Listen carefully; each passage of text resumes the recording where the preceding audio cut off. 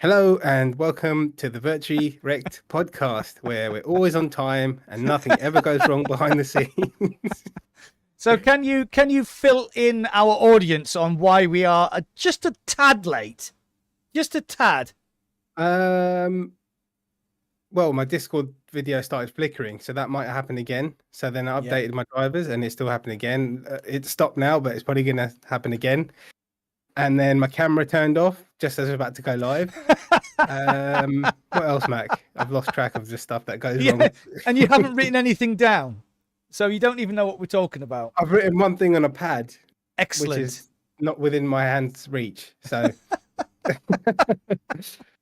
yes, so I am IndieVR and I am a co-host of this podcast. And my lovely, esteemed co-pilot is Mr. McInVR. How are you, sir? I'm very well, my friend. How are you? All right, yeah, all good, all good. How is everything going? I've just lost it. How's everything going? Yep, no, you haven't. No, you're still there. I don't know. Should we try an introduction? Okay. Oh, your camera's gone off.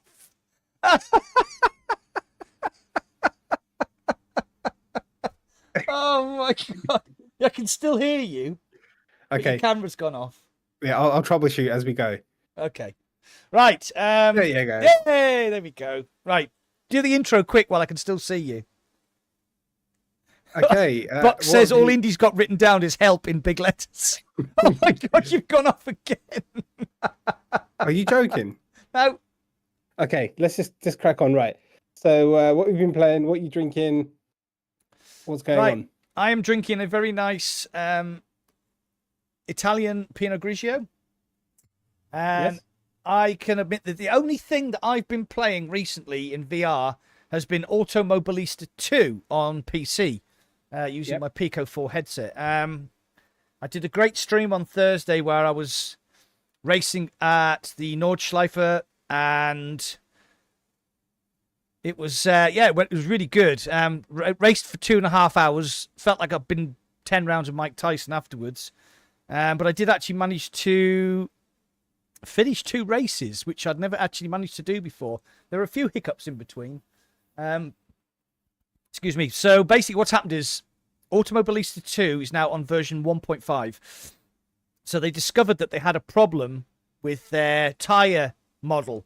Basically, there was 2 physics models being applied to the tyres, which they didn't realise. I think what they'd done is they'd updated the tyre model but left the old tyre model in place. So the cars were like really weird handling. So it was absolutely fine until you just lost it a little bit, and then there was no way you could get it back. Like the car would just spin and spin and spin, and it was just awful. So the 1.5 version update has completely changed the game. There's force feedback, the tyre model, the handling. It's just 100% better than it was. So if you haven't played Automobilista 2 for a while, I would suggest that you go back and give it another try, because it is absolutely superb at the moment. I mean, I love Automobilista 2. It's very, very nice looking, and it runs really, really well on my PC. So you're still not there, Indy.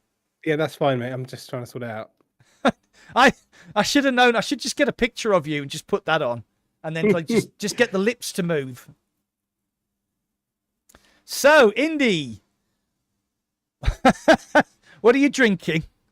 Not that we can see. And what have you been playing? Right, so I'm drinking water, which you can't see, obviously.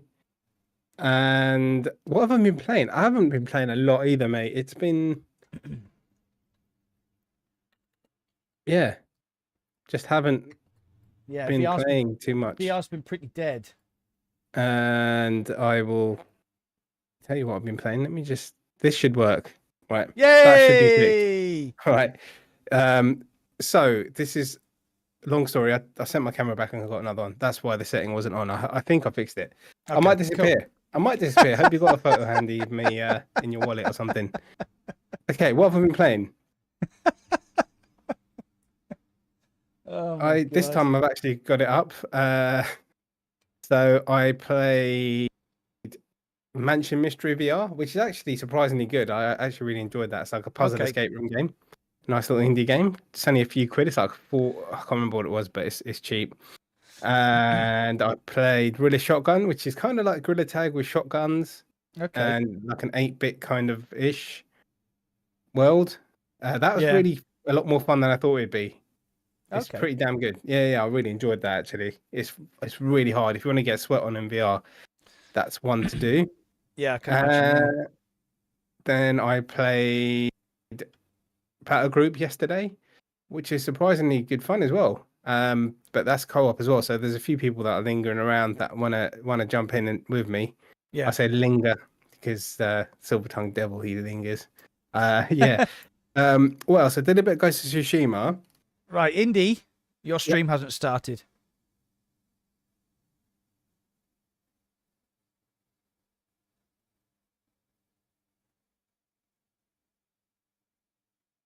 Just as an FYI, mine's working. Yours is not. It says it's all working. I don't have it on my screen. Can you? Is my streaming going on this whole time, everyone? Can you just tell me that, or am I just going? Whether it's me going mad. Yeah. Into episode 14 featuring the VR podcast. I'm on the right channel. Let's have a look at your chat. I got Mansion Mystery. Your stream is fine. Right. Oh, there. Yeah, you just appeared now. Right. Okay. Yeah. So, fucking crazy. Yeah, I played a bit of Ghost of Tsushima, and literally an hour before the podcast started, I got my PSVR 2. Excellent. So, I sent it back to game. Then 2 weeks later, sent it back again. Yeah. Almost 2 weeks later, and basically, I got a refund. Okay. It's like 510 quid, but whoever was up there in game, they refunded me for the whole bundle, so I got 80 quid extra, and then I got like some games for free in the end. So was it worth the hassle? Not really, but it's still, Yeah. I stuck it on for like 5 minutes. I did a quick kind of look around. It looks okay, I think. Cool. After this, I'll check again. Yeah, it's really happy it works. Just in time for Firewall Ultra. Yay! Yeah, but this time it's from Amazon, so it's just like, here you go, just send me another one. Yeah. So much easier. The reason I didn't do Amazon at the start is basically because of they didn't have the bundle. Oh, right, yeah. Just like that, right. Yeah, but now I've got a bundle. I think we should shout out our chat as well, because people are talking. Yeah, in my chat we have Buck, we have Walking Dead, Weevil. Hey, Buck. More VR, Bluebell, Viper. I'll get back to that question you've asked, Viper, because it is something I want to talk about. I'll write it down so we get back to it. Okay. Right. Basically, it's PSVR 2 GT7 versus Automobilista 2. Okay. Who have I got in my chat? Zenquility Indy. Hello and welcome, sir. Hello, Nindy. Welcome, Cindy. Oh, there you go. Welcome, Mac. Indy's having technical issues. What a surprise. Yeah. K2, welcome. And Walking Dead, how you doing, mate? Welcome, sir. Welcome. I'm sure he'll be gone in a second into the island of Tabor. Tabor, yeah. Fun with the Clicks, welcome, sir. I got to meet Fun with the Clicks for the first time. Very lovely gentleman. Oh, yeah. We need to talk about that, don't we? Yeah. That hotel room thing that we did, that we said we wouldn't talk about. I think K2. I'm just repeating myself now. Livid VR, welcome. And Charlie Cushing, hello and welcome, Charlie. Hello, Charlie. How you doing? Welcome to the podcast, my friend. I think you're new here, I believe. Yeah, I don't. Buck, this slow hand cap. That's got nothing to do with me, Buck. That's got nothing to do with me. My stream was working fine. Dear me. I blame Buck. He's not here. It is Buck's fault, because when you started it up, it was like all the windows in the wrong place, right? So. Right, so it has been extremely quiet. I am new. You played my game Arc Sign a while ago. Oh, right, okay. Charlie, nice. Yeah, it's great. Oh my god, that was a while back. So he let me play test it. It's not out yet. Like way before it came out, I really enjoyed it. You got to like fly across these platforms, but it's really hard to explain. But yeah, welcome, Charlie. How's the game going, mate? Let us know. I did really enjoy it, man. I think everyone watching loved it as well. So check out Arc Sin and wishlist it on Steam. Right. Yeah, So okay. there's the reason. I mean, I have a list. I usually have a list, and it's usually a page long, and we usually work our way through it over the 2 hours of the podcast. But I only have 6 things to talk about, because it's been so quiet. What how do you feel about like the VR scene at the moment? I mean, we're all waiting for Firewall Ultra and Crossfire, but Yep. apart from that, For me, it's been quiet as well. Even the indie stuff, there's not a lot. yeah, There's stuff, but there's nothing that tickles my fancy, to be honest. Yeah, I just don't. I mean, Green Hell. I'm gonna talk. Yeah, let's talk about Green Hell quickly. So, okay, yeah, Green Hell is right up my street. So I saw Green Hell like years ago, and I was like, it was around the time VR was about, and I was like, I'll wait for a VR version to come out. yeah, And it came out on Steam, and the developers abandoned it to put it on the Quest. Then they went on Quest, and then I didn't really want to play it on Quest because I wanted like a good like graphic version of it. yeah. And that's when I have multiplayer, which hasn't happened yet. So then I went back to the PC, and everyone's saying it's abandoned, it's abandoned. So then I thought, oh man, the PSVR 2 foveated rendering is going to be sick. It's going to look great. And then I see the reviews, and everyone's like, This looks no. like the Quest 2 version, yeah. Which is slightly upgraded with like the floor that's like just plastered on. And Yeah. but I'm not going to lie, mate. I'm going to probably. I've got to be a responsible adult, but I might even just stream it tonight because I so badly want to play Green Hell in VR. I've been waiting years. It's not like what's that game called? The Forest. Oh yeah, Like, yeah. I waited for years for that as well, and it was a bit janky, but it's such a good laugh. I love survival games, so yeah. I mean, I might stream that after this. Yeah, I played Green Hell on the Quest 2, and I must admit it was really good. I mean, graphically it looks quite good for a Quest 2 game, and I actually tweeted the developers to say, are you using not reprojection, you know what I mean, not reprojection, but upscaling? And they basically come around and said, yeah, they were. The game was running at 45 frames per second, and they were upscaling to 90. That's why it looked so good. And I played all the way through, finished it, and then found out later, actually, that the Green Hell on Quest 2 is actually a cut-down version of the PC version. There's a lot of features left out. But I really enjoyed it. I did, yeah. So Bluebell and Weeble's having a bit of a in the chat. Hello, people. How are you doing? Hello, Bluebell. Hello, Weebles. Big hug to both of you. Hello. Oh, do we miss them, did we? So, we did, yeah. I'm sorry. I apologise. Yeah, so I played the Quest 2 version, and I really enjoyed it. I mean, I'm like you. I like survival games. I thought Into the Radius on Quest 2 was really good as well. I mean, graphically, it was a bit off. I played the PC version as well, but I actually finished the Quest 2 version, played it all the way through, did loads of live streams, got loads of interaction, and yeah, I thought it was really good. So I have, same as you, I have heard that the PSVR 2 version, I mean, Beardo Benjo did a review and he's like, is this the Quest? What's going on? Yeah. So sounds to me like they just ported it straight to the PSVR 2 without using foveated rendering, eye tracking, and all that sort of stuff. And it doesn't have like the best of both, but it's like smaller maps and this, that, and the other. And at this point, I'm so desperate to play it. I'm just gonna get it, man. Just gonna go and get it, and just call myself a prick after half an hour. Yeah, because it'll probably cost you 50 quid or something. No, it's 25. I think it's reduced still. I reckon. Oh, that's not too bad then. I might stream it after. I was going to try and do something technical that I spent ages doing yesterday. But I've seen something. I'm just going to send it back to Amazon. Fuck it. There you go. I'm going to stream. Oh, it's just to do my camera stuff. Oh, okay. Yeah, okay. Yes. And it's a mission. I spent ages doing it yesterday and it didn't work. So I'm going to just get a different, So what are you using now? At the moment, using a Sony camera, and there's like 4K and 4K, and but it's not. It's a camera. It's like a go out, take photos, and film kind of camera as well. So it's not just for web stuff.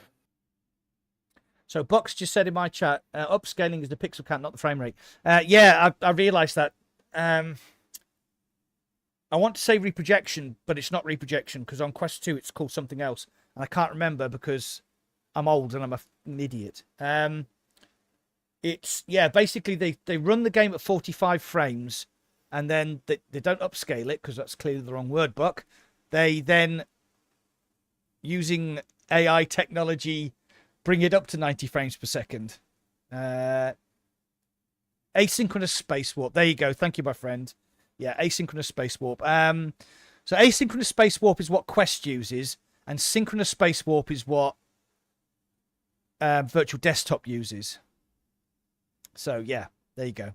So if your frame rate is struggling on virtual desktop, they'll use synchronous space warp to fill in the frames. So what's the difference between asynchronous space warp and synchronous space warp?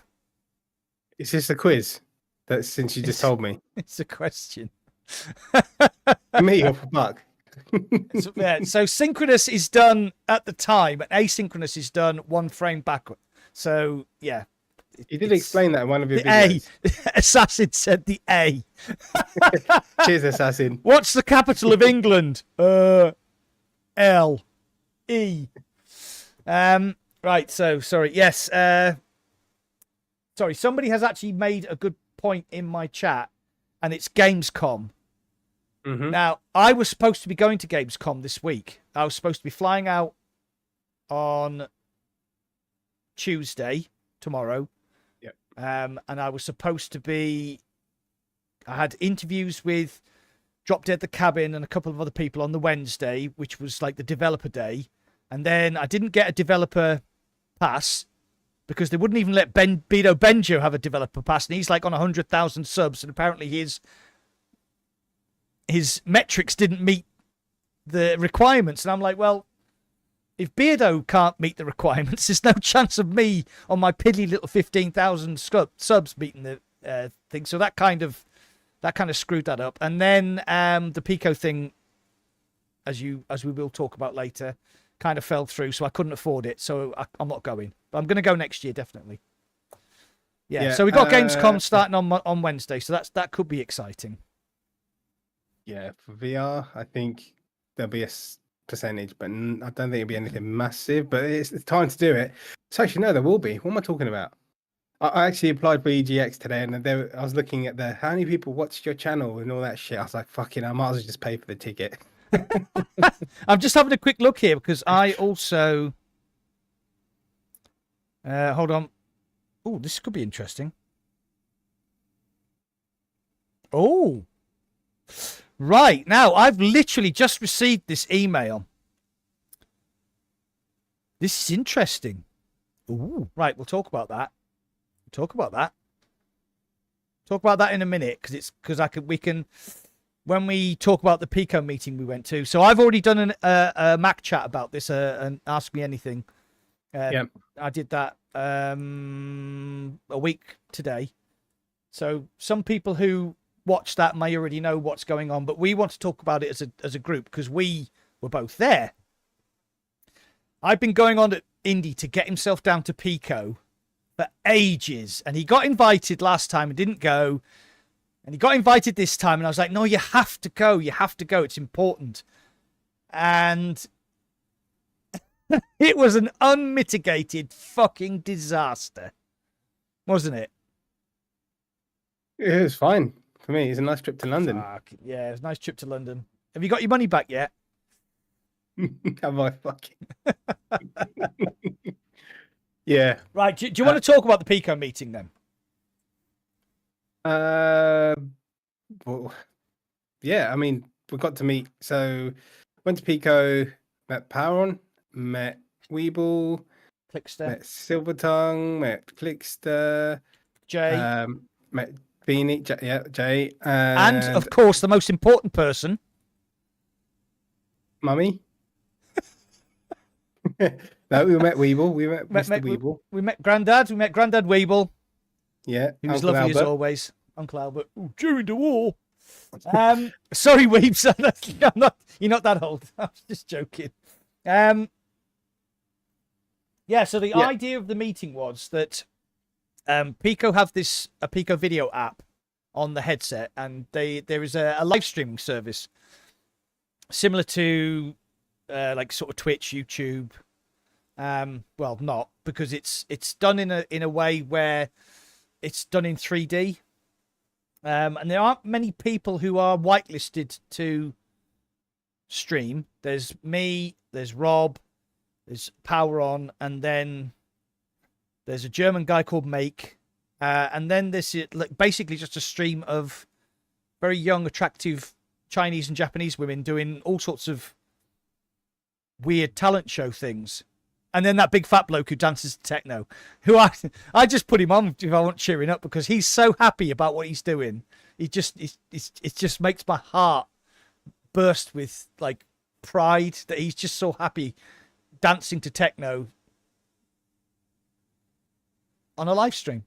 Yeah, so the idea of Weeble going and the idea of indie going was because you'd actually watched live streams and you were there to comment on how to improve them.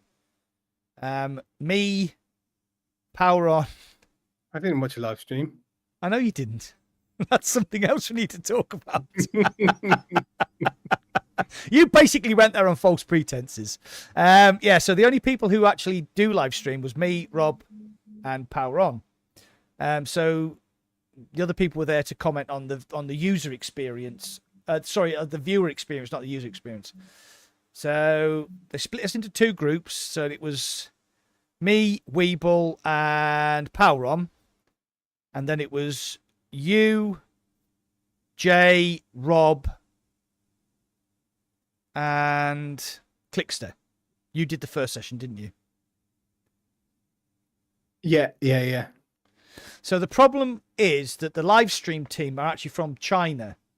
And though one's English is very good, some of the other team couldn't speak English, and a couple of the programmers, their English was okay. So the problem was, if they asked us a question and we answered, then they had to translate for the live streaming team, not the tech guys. So we gave some good feedback. Oh yeah, by the way, for people on my channel, you'll know that I've been trying to nail down this Pico live streaming contract, which is quite a lucrative contract. So when we walked through the door, Juan came up to me and said, "Don't worry about your contract. It's nailed on. You'll get your contract details through soon. Start live streaming from today." I was like, yeah, fine. So I started the day off on an absolute like high, because this Pico contract that I've been trying to get for ages actually came to fruition. So I was like hyper, because as you know, I am retired and this YouTube is my full-time job, and now the Pico thing will also supplement my income, so it was very exciting. Then we went into the meetings, we gave good feedback, and then it went a little bit downhill. How was your meeting, by the way? Because we never really talked about it, because by the time we actually got together, we were all a bit like... How was it? I don't know. Didn't really say much. A lot of translations. I mean, most of the feedback was from people that have actually used the guys that used the live streaming as the viewers, to be honest. And yeah. So there's a lot of listening and ideas, and that's a great idea, and let's try this and that. And they showed us some new stuff, and yeah. There is some stuff we can't talk about. We are going back down on the 31st of August. I didn't sign anything. To see some more stuff we're not supposed to talk about. Don't fuck it up for me. Don't fuck it up for me.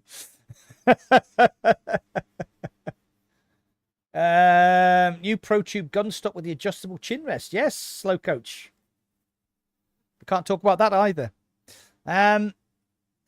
Yeah, so, and then what happened was, just as a brief, as we were all meeting in the lobby waiting for Wen Yu, who's our other contact in Pico, she's the one who originally approached us. Basically, Rob took me and Shuey to one side and said, "You've heard the news then?" And we were like, "No, we haven't." What? He said, "The Pico contracts have been cancelled." from the end of September. So we were like, eh? And then Juan came downstairs. We were like, the Pico contract's been cancelled. And she was like, all smiles and yeah, it's been cancelled. So we were like, I think we should walk away because somebody's going to get necked. And when you came downstairs and she didn't know anything about it, so she was really upset. So they started to have like quite an aggressive conversation in Chinese. And we said, right, well, we're going to the pub, so we're not getting involved in this conversation. We go to the pub. Then we went to the pub, we drowned our sorrows, and it was all a bit, the day ended a bit, felt like we'd been used a bit. I think that's fair to say. Giving them all that lovely feedback, and then they were like, oh yeah, by the way, there, you're out. Yeah. I mean, at the end of the day, yeah, and just the fact that it was like nothing was said until it was like forced out, and that was at the end, and it was like, what the fuck. So yeah, I mean, I didn't say more than a couple of lines in the meeting. Yeah, because I was just like, I don't know, man. You're not a Pico advocate, though, are you? It's not that I'm not an advocate. It's just the fact that the way that my side of things was handled, I was like, nah, man, I don't want to say anything. I don't really have a reason to give my feedback and my knowledge, like, and like, I just thought, because of like, I've been talking to certain people there as well, and I just like the way I was handled, I was like, nah, man, I'm not helping, because nothing's free. The main problem with Pico, and it's I mean, we've talked to Wenyu about it. So if you don't know who Wenyu is the game development manager for Pico Europe, and she is one of life's wonderful people. She is one of the most loving, fun, proper gamer. She's just a lovely person. So I will never ever sort of say to her that, this is terrible. But Pico are really badly organized as a company. So what happened was they got bought by ByteDance. So they're quite big in China. They got bought by ByteDance, and ByteDance said, right, we're going into Europe, we're going into America. So they hired a lot of people very quickly. And I don't think those people have gelled very well, because basically arse, elbow, haven't got a clue what's going on. If you try and contact people in Pico, it's very, very difficult to get a straight answer.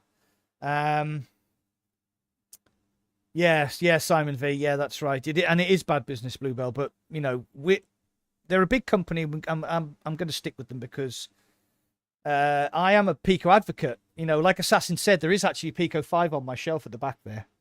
There isn't really. It's just a standard Pico 4. I had a Pico and I thought, yeah, good headset. But I don't like, I've got my index still, and I'm still living in the 70s, but I still use my index, even though, like, it's old, but I still use it. It's just reliable. Yeah, it's a great headset. And I'm not looking to upgrade my PCVR till the new, like we spoke about this before. Yeah. Till the new thingy comes out, new index. But it is a great headset. It's light. It's got great lenses, and great field of view, great refresh rate, great tracking. Yeah, and it's not meta as well, which is So I'm a Pico advocate, all right. Okay. Well, I'll be honest with you here. I very rarely use my Quest 2 now.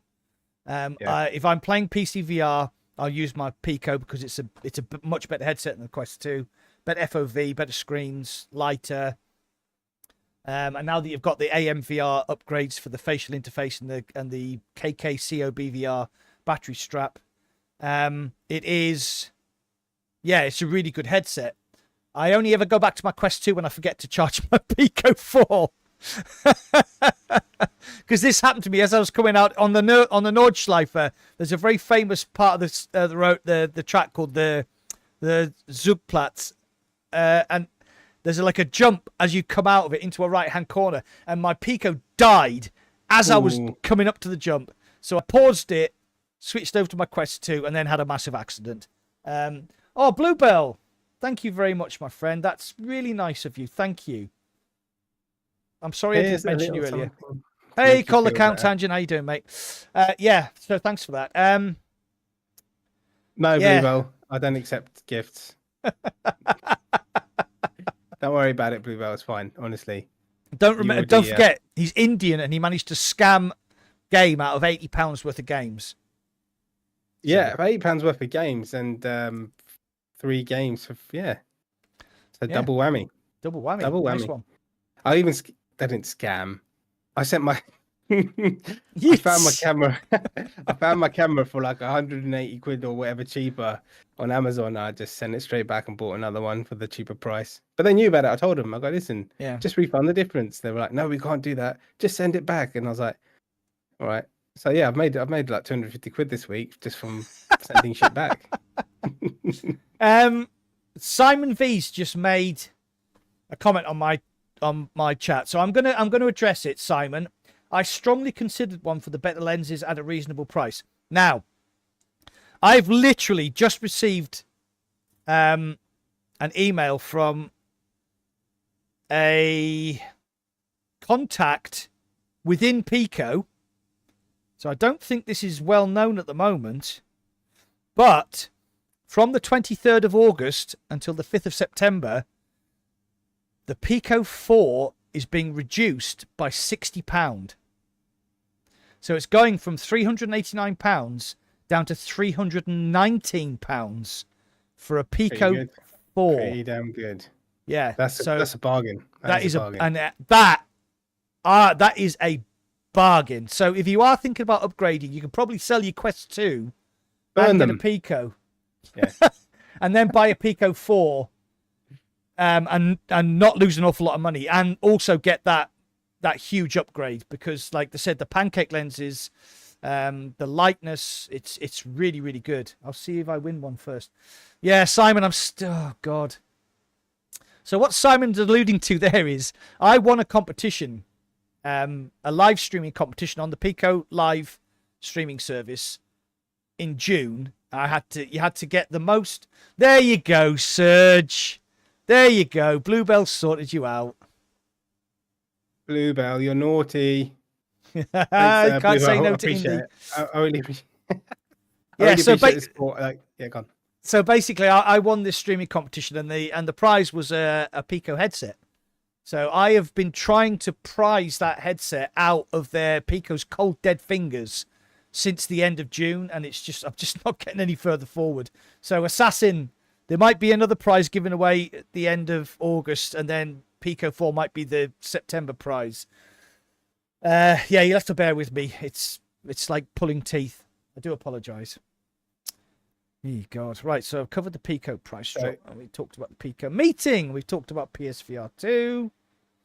Okay, so I just got a notification really late for that. But thank you, Blue. I really appreciate it.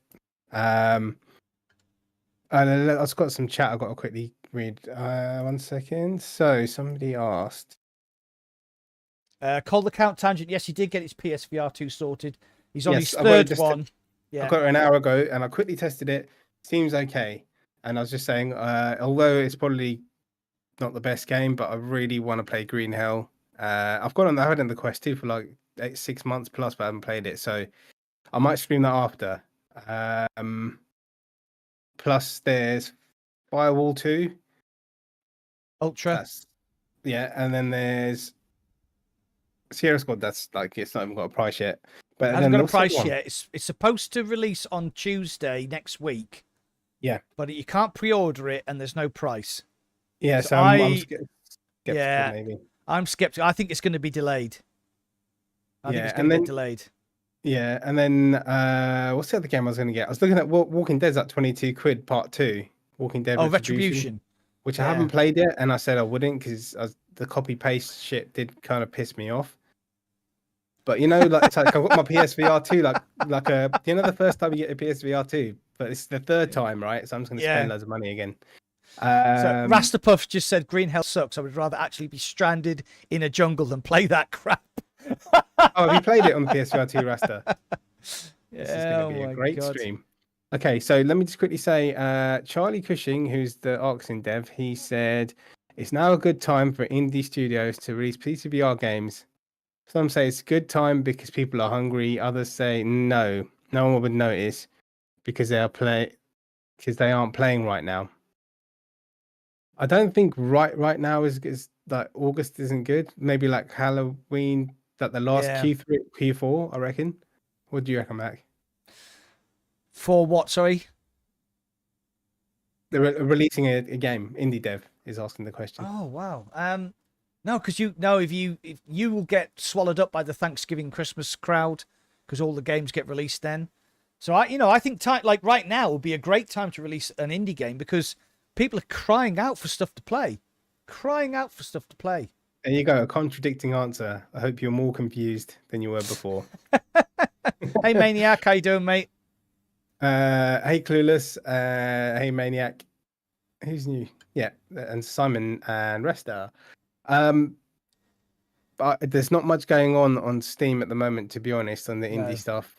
It's pretty quiet, and I don't think many people are releasing stuff right at this point. But I think it's Q3, so that'd be by September, right? Yeah, that's now. Q3 is now, isn't it? Yeah, because in October, November. Yeah, so up until the end of September. Yeah. But the thing I'm worried about is, apart from Firewall Ultra and Crossfire Sierra Squad, which I am absolutely convinced is going to get delayed, there's nothing on the horizon that excites me. I mean, we've obviously got Connect in end of September. Got Connect at end of September, and there should be a load of announcements then. We've got Gamescom coming up in this week. Yeah. I know already of some things that are happening, but I can't talk about them. Mostly to do with Quest 3. But apart from that, there's not an awful lot of stuff to get excited about. I mean, I'm hoping that Firewall Ultra is going to scratch that PvP itch, and then Crossfire is going to scratch the co-op itch, and we can get some decent playtime out of those games. I mean, Crossfire Sierra Squad's supposed to have like 30-40 hours of like co-op gameplay in it, isn't it? Because it's like a horde mode, there's the PvE, there's a single player. So that sounds like it looks good as well, doesn't it? Yeah. Now we all know they did a shit job with the trailer at Firewall Studios, so I just hope, I mean, it's 35 bloody quid. I mean, yeah. Oh, it's just like, maybe I should just let you stream it, Mac, and see if it's shit, and then buy it like midstream, and then just be like, I'll join you. Right, Cold Account Tangent said, does the Quest 3 have a display port? No, it does not. No, it won't, because the Quest 2 doesn't. So they're not, their emphasis is going to be on standalone. I mean, you'll still be able to use virtual desktop. You'll still be able to link it to your PC via a link cable. But as far as I'm aware, it won't have DisplayPort. There you go. Unless they change their minds, I'm not sure. But we think the specs of the Quest 3 are pretty much nailed down now. Because obviously they'll be ramping up manufacture for a release in October. We hope. Yeah. I'm going to start a poll. I haven't done a poll yet as well. Yeah. Yeah, I'm going to start a poll. So what's your thoughts on The Walking Dead 2 then? Is it worth getting for 22 quid or whatever it is? I was a massive fan of the original. I mean, like a massive fan. I played Quest 2 all the way through. I played PCVR all the way through. I absolutely loved it. And I started to play Retribution, and I thought, like you said, this is just cut and paste shit. It's just, and when it released, it was really janky. And I kind of lost interest. I might go back.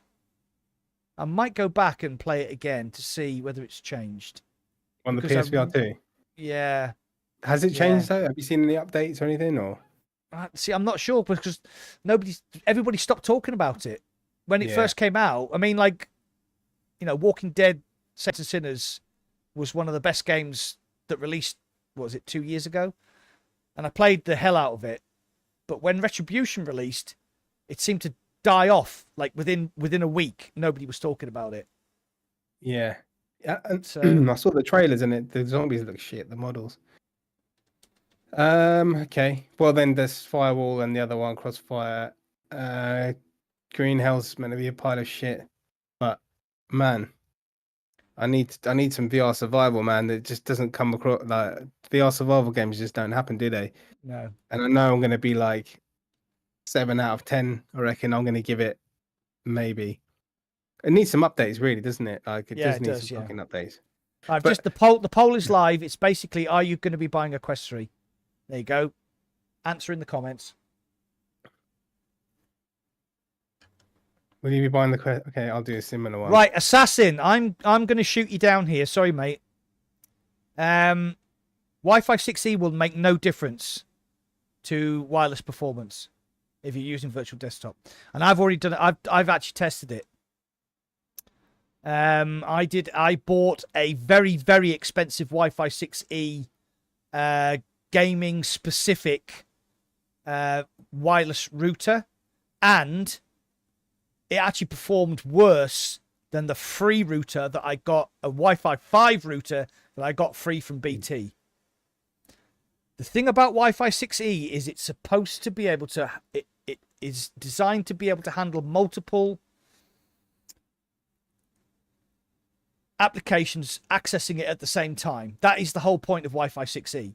It will not make your virtual desktop any better, so don't waste your money on a Wi-Fi 6E router because it will not make any difference to your virtual desktop. You stick with your Wi-Fi 5, and if you can afford a cheap Wi-Fi 6 router, go and buy a Wi-Fi 6 router, and you will see a approximately 30% increase in your megabits per second on virtual desktop. But Wi-Fi 6E makes no difference at all.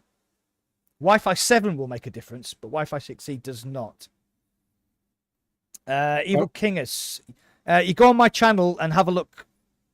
There's like I did a video quite a while ago, and actually the guy Guy Godin from Virtual Desktop actually said in the chat that Wi-Fi 6E will make no difference to virtual desktop. Your idol. My idol. I love him. He's fantastic. I just like the fact that he decided to kick the system in the bollocks and just go by himself. Oh, I'm going to vote on your poll. Blackadder. All right. Poll, not poll, P-O-L-E. Poll, P-O-L-L. Nah, mate. In London, it's a pole. It's a pole, mate. Like a pole dance. All right, okay.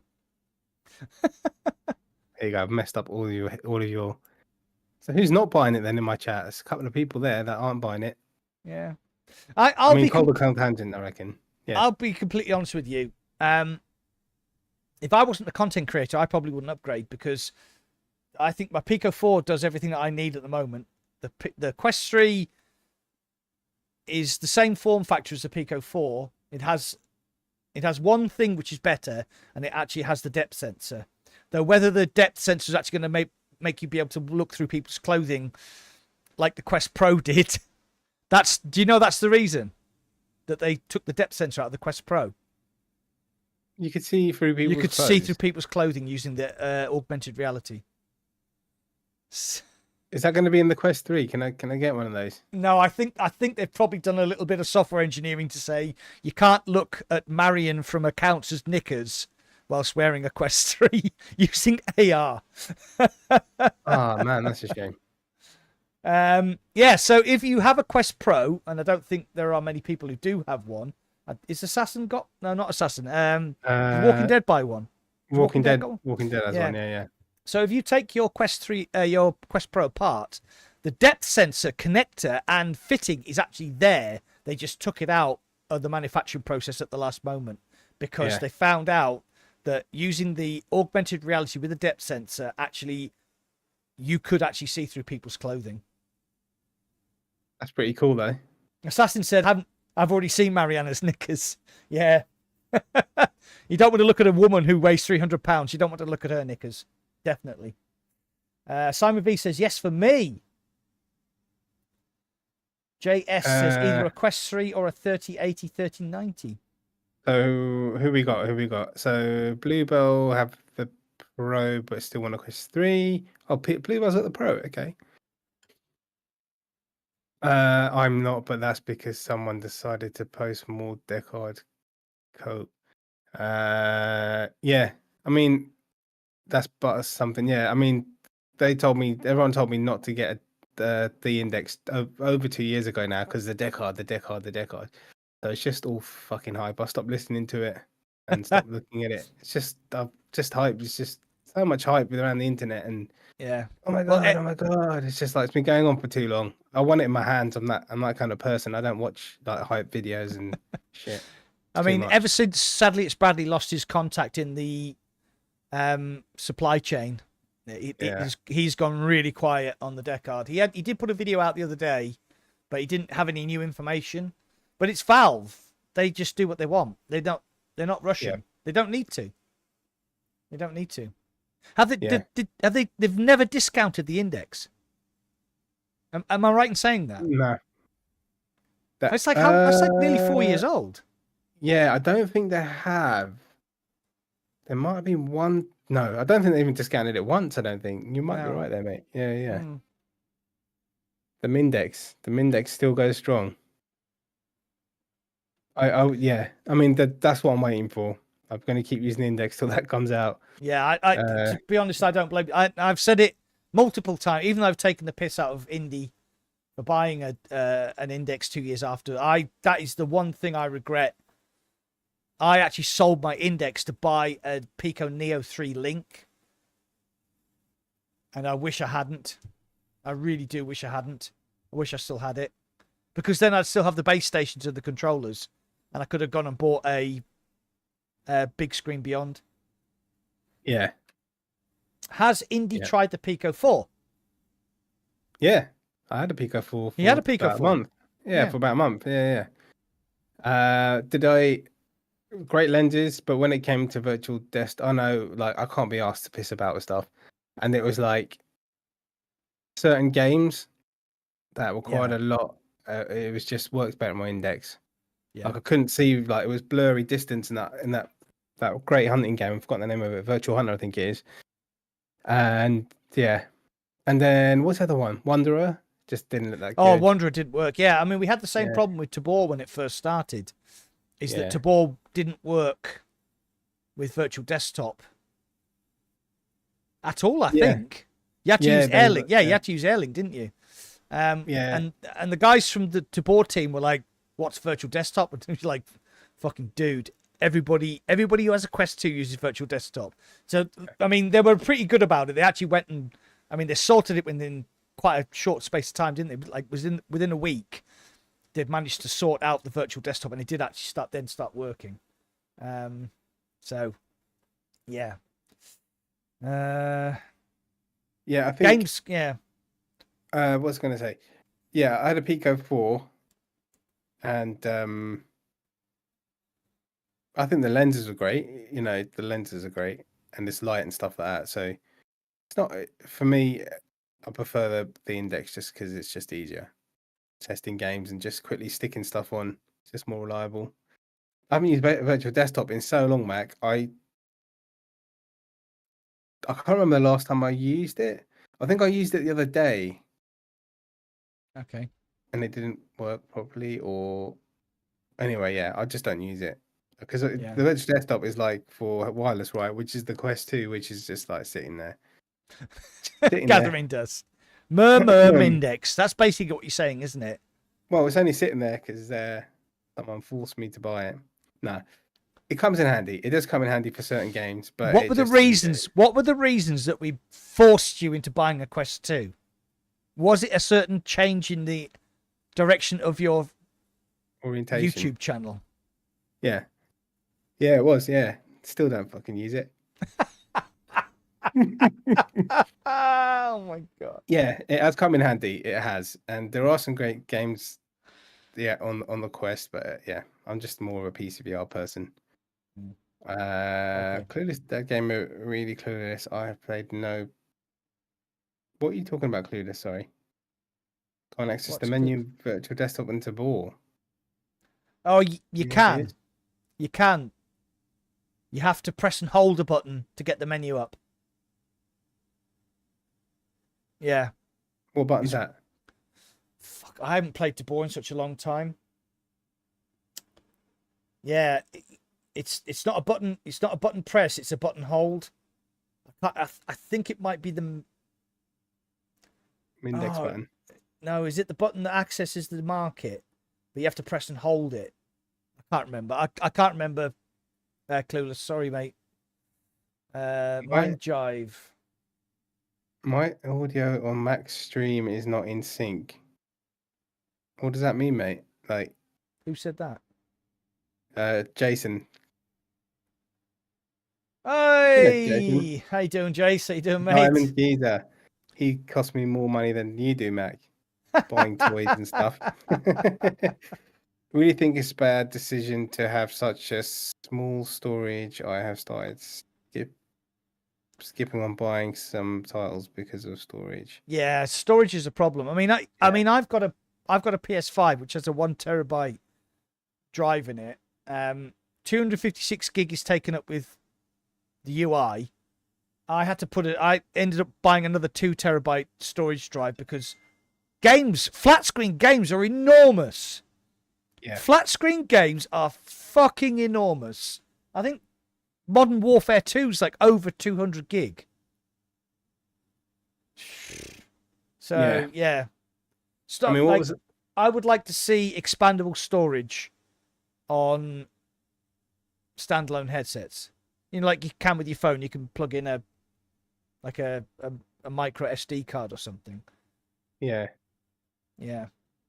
Yeah, Bluebell's just said all headsets need external storage. They do, and I don't know why they don't allow it.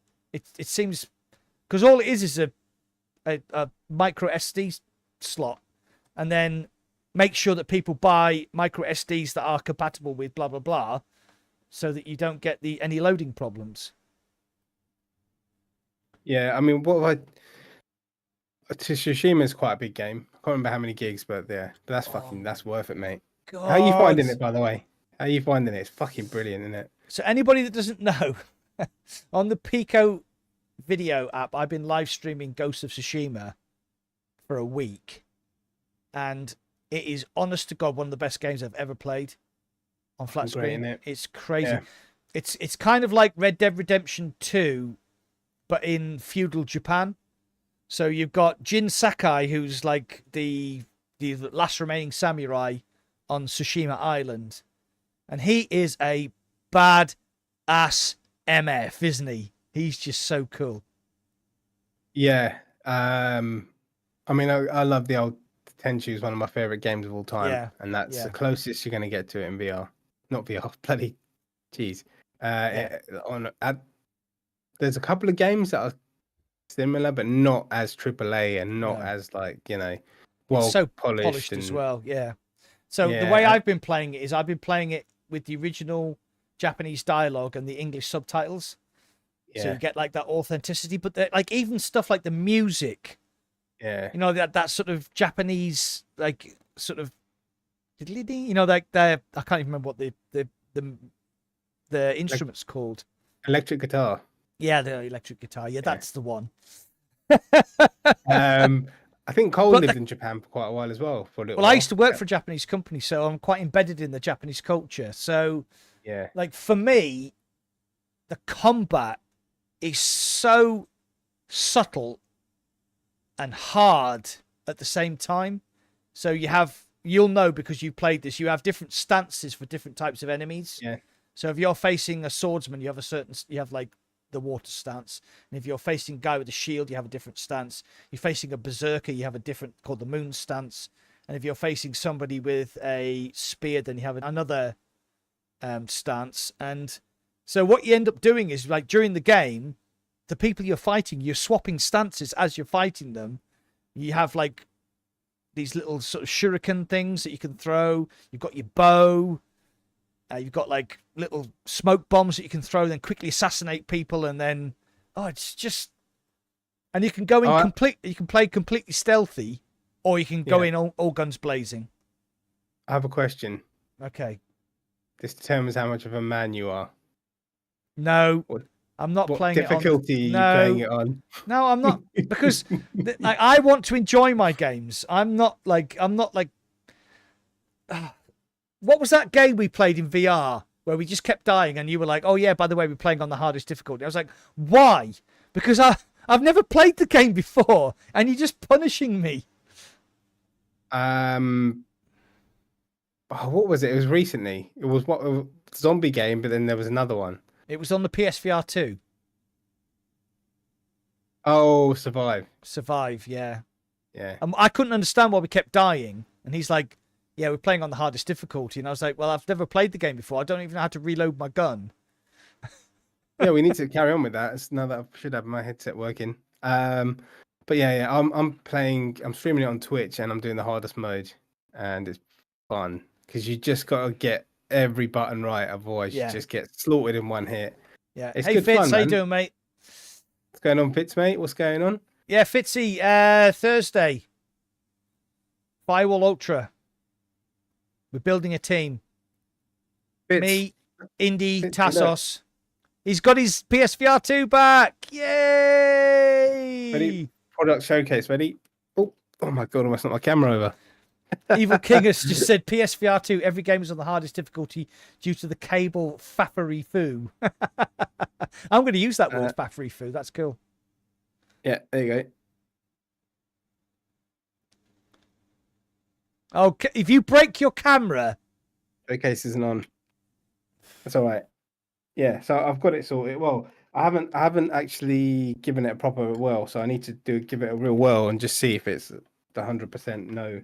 I'd put it on real quick, Fitz, and it looked like it was it looked like it was okay. Okay, yeah.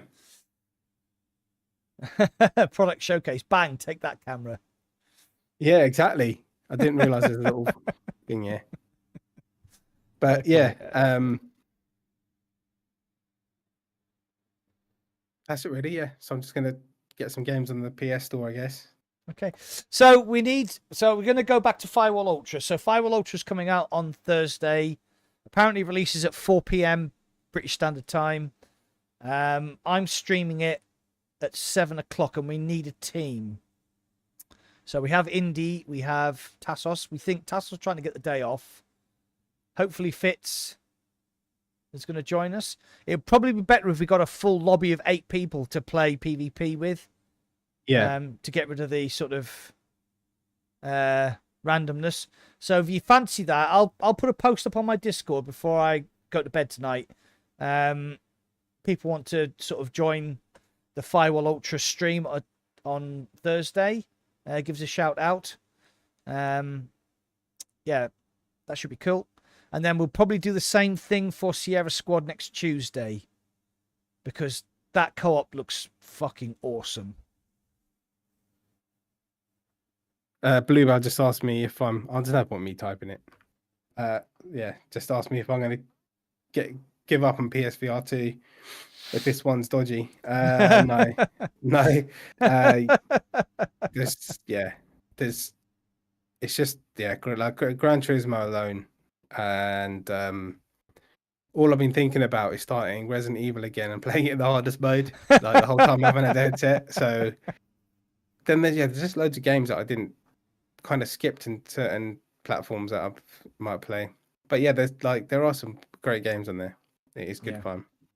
So I will keep it, and then it's just Amazon now. Straight back and forward instead of 2 weeks waiting. Yeah, exactly. Amazon are great. Right, can you fill for me? I need to go for a quick Jimmy Riddle. Back in a second. Okay. Talk about whatever you want. Don't talk about me. I'm taking my headphones, but not my microphone, because you don't want to hear me peeing. Because it'd be lots of groaning and oh, me prostate. Back in a sec. Poor Mac, he's getting old. Oh, did you say you can hear me? I can still hear you. Get your sausage out. I'm going to keep the PSVR 2. I'm just going to keep sending it back to this. I mean, this one seems all right. I'll give it a really quick test. I was like, look around. Didn't see anything. So, yeah.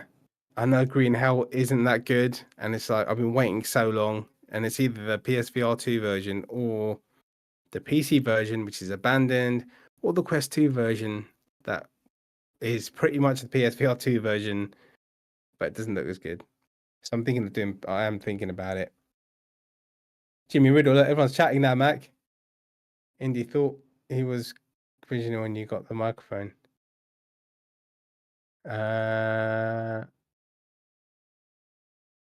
My daughter just said, "Oh yeah, yeah." So I did say to him, he like I said, this is the microphone I got, but I don't want to tell you because I don't want everyone to get the same microphone because everyone just buys that other fucking mic that Max got. See that in his screen? But I'll tell you what, Fitz, I'm looking at something else. So I might even switch this out, mate. I might even switch this out. So enjoy the copycat microphone. Let's have a look. He did, yeah, he does go in the garden. I was being original, yeah. So Jason, but the next one I get, I'm going to cover in duct tape so you can't see what it is. Mac needs to. What was that? Make needs to make emoji of his face on a leak. Oh my god. Might stream TikTok as well.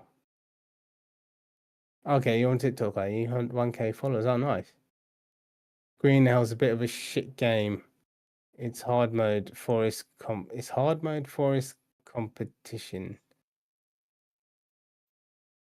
I like survival games though. So I like hard and I like survival. Yeah, I didn't go for the arm, mate. I ended up getting the different arm. I couldn't be asked to do the matching thing. But I might get something that matches this arm. So you never know. Let's see what happens. Only time will tell. I keep looking at stuff and it's just like, I could just upgrade to that, and then I could upgrade to that. That's my problem. You can't stick to a product, can you? No, I can't, Jason. Especially talking to Jason, just keeps selling me stuff. He's like a salesman. C1 Behringer, good mic. Just a mic. What? Just a mic. None of the funky colors. Yeah. Picking leeches off your ass. Oh, that's great. I like picking leeches off my ass. Well, to be honest, everybody I know uses the HyperX Quadcast because it's the best. It's the best microphone. So why not use the best you can get? I mean, your microphone looks like mine. Apart from it's pink. Whose mic sounds better, everyone? It's like a little penis sticking up. All right. So whose mic sounds? Okay. I'm gonna do a poll. Let's do that. Do a poll. Where is it? Whose mic sounds the best? Who sounds more like a DJ? And who sounds more like a salesman? Hold on. Okay, so whose mic sounds the best, right? And then, yes, is Indie. No, it is Mac. See that psychology. You're just cheating. You're just cheating, right? There you go. Yeah, I know. I know who I'm voting for. There you go. So who's got the better 100% my mic. 100% my mic. Oh, come on. You're just all indie fans. Go on. You do a poll as well. So it's fair, go on. Whose mic sounds the best?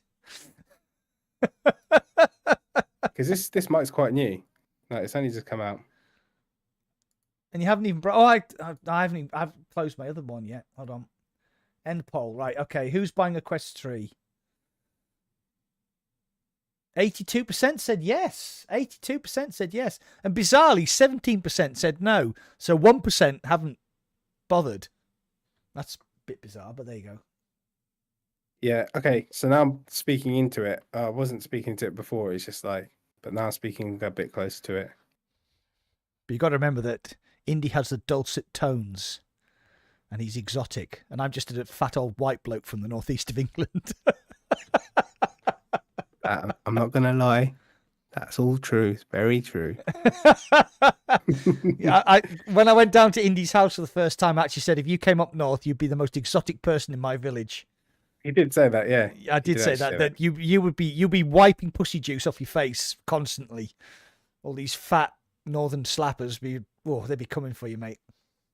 Fat northern slappers, Jesus Christ. Fucking sign me up, son. You haven't seen them. Oh my god. That's the whole point. I'll be so wasted. I don't even remember them. So that's the best part.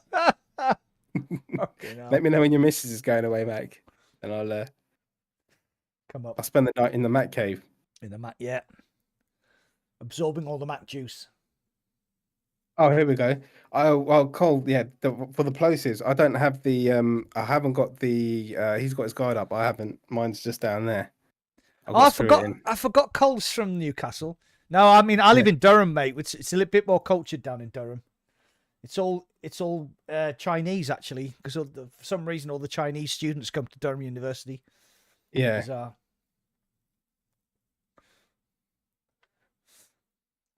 Right. Oh, I need to start a poll. No, I don't. I'll just stick with your poll. All right. Yeah. I mean, most Max mic with Indy's voice would be ASMR heaven. AMSR heaven. So I'm a bit distorted, I think, because I've got it up. Yeah, I've got the game way maybe too high. Oh, my mic's distorted. Yeah. Is Mac winning? Is Mac winning? On your own channel, yeah. That's why you didn't do your poll, because you knew. Nah, but yeah, I'm looking at something else anyway, potentially. Let's see what happens in the next few days. Depends whether he can scam Amazon out of another microphone and get 150 quid for it. What scam? It's a fair refund policy of 30 days or whatever it is. Don't you need to do the head thing when you're saying that? What about a discount? There it is. And there it is. Racial profiling at its best. Oh my god. I worked in actually, I'm not even gonna say. Yeah, I just worked in an area in the gym that was full of that. Studious my community. Oh god, it was a nightmare. Okay. Jason L says, County Durham, you guys love Magaluf. Yes, apparently they do. I've never been. It used to be a big thing in the fire brigade, was going to Benidorm for over a weekend and just getting immersed in the Benidorm culture. And after telling my wife all the tales of what was going on, I was banned from ever going to Benidorm with the guys. Oh my god. I've never been. No. Never been. What's next on the agenda, sir? Quest 3? I would like to talk about Medal of Honor, if you don't mind. What, the servers?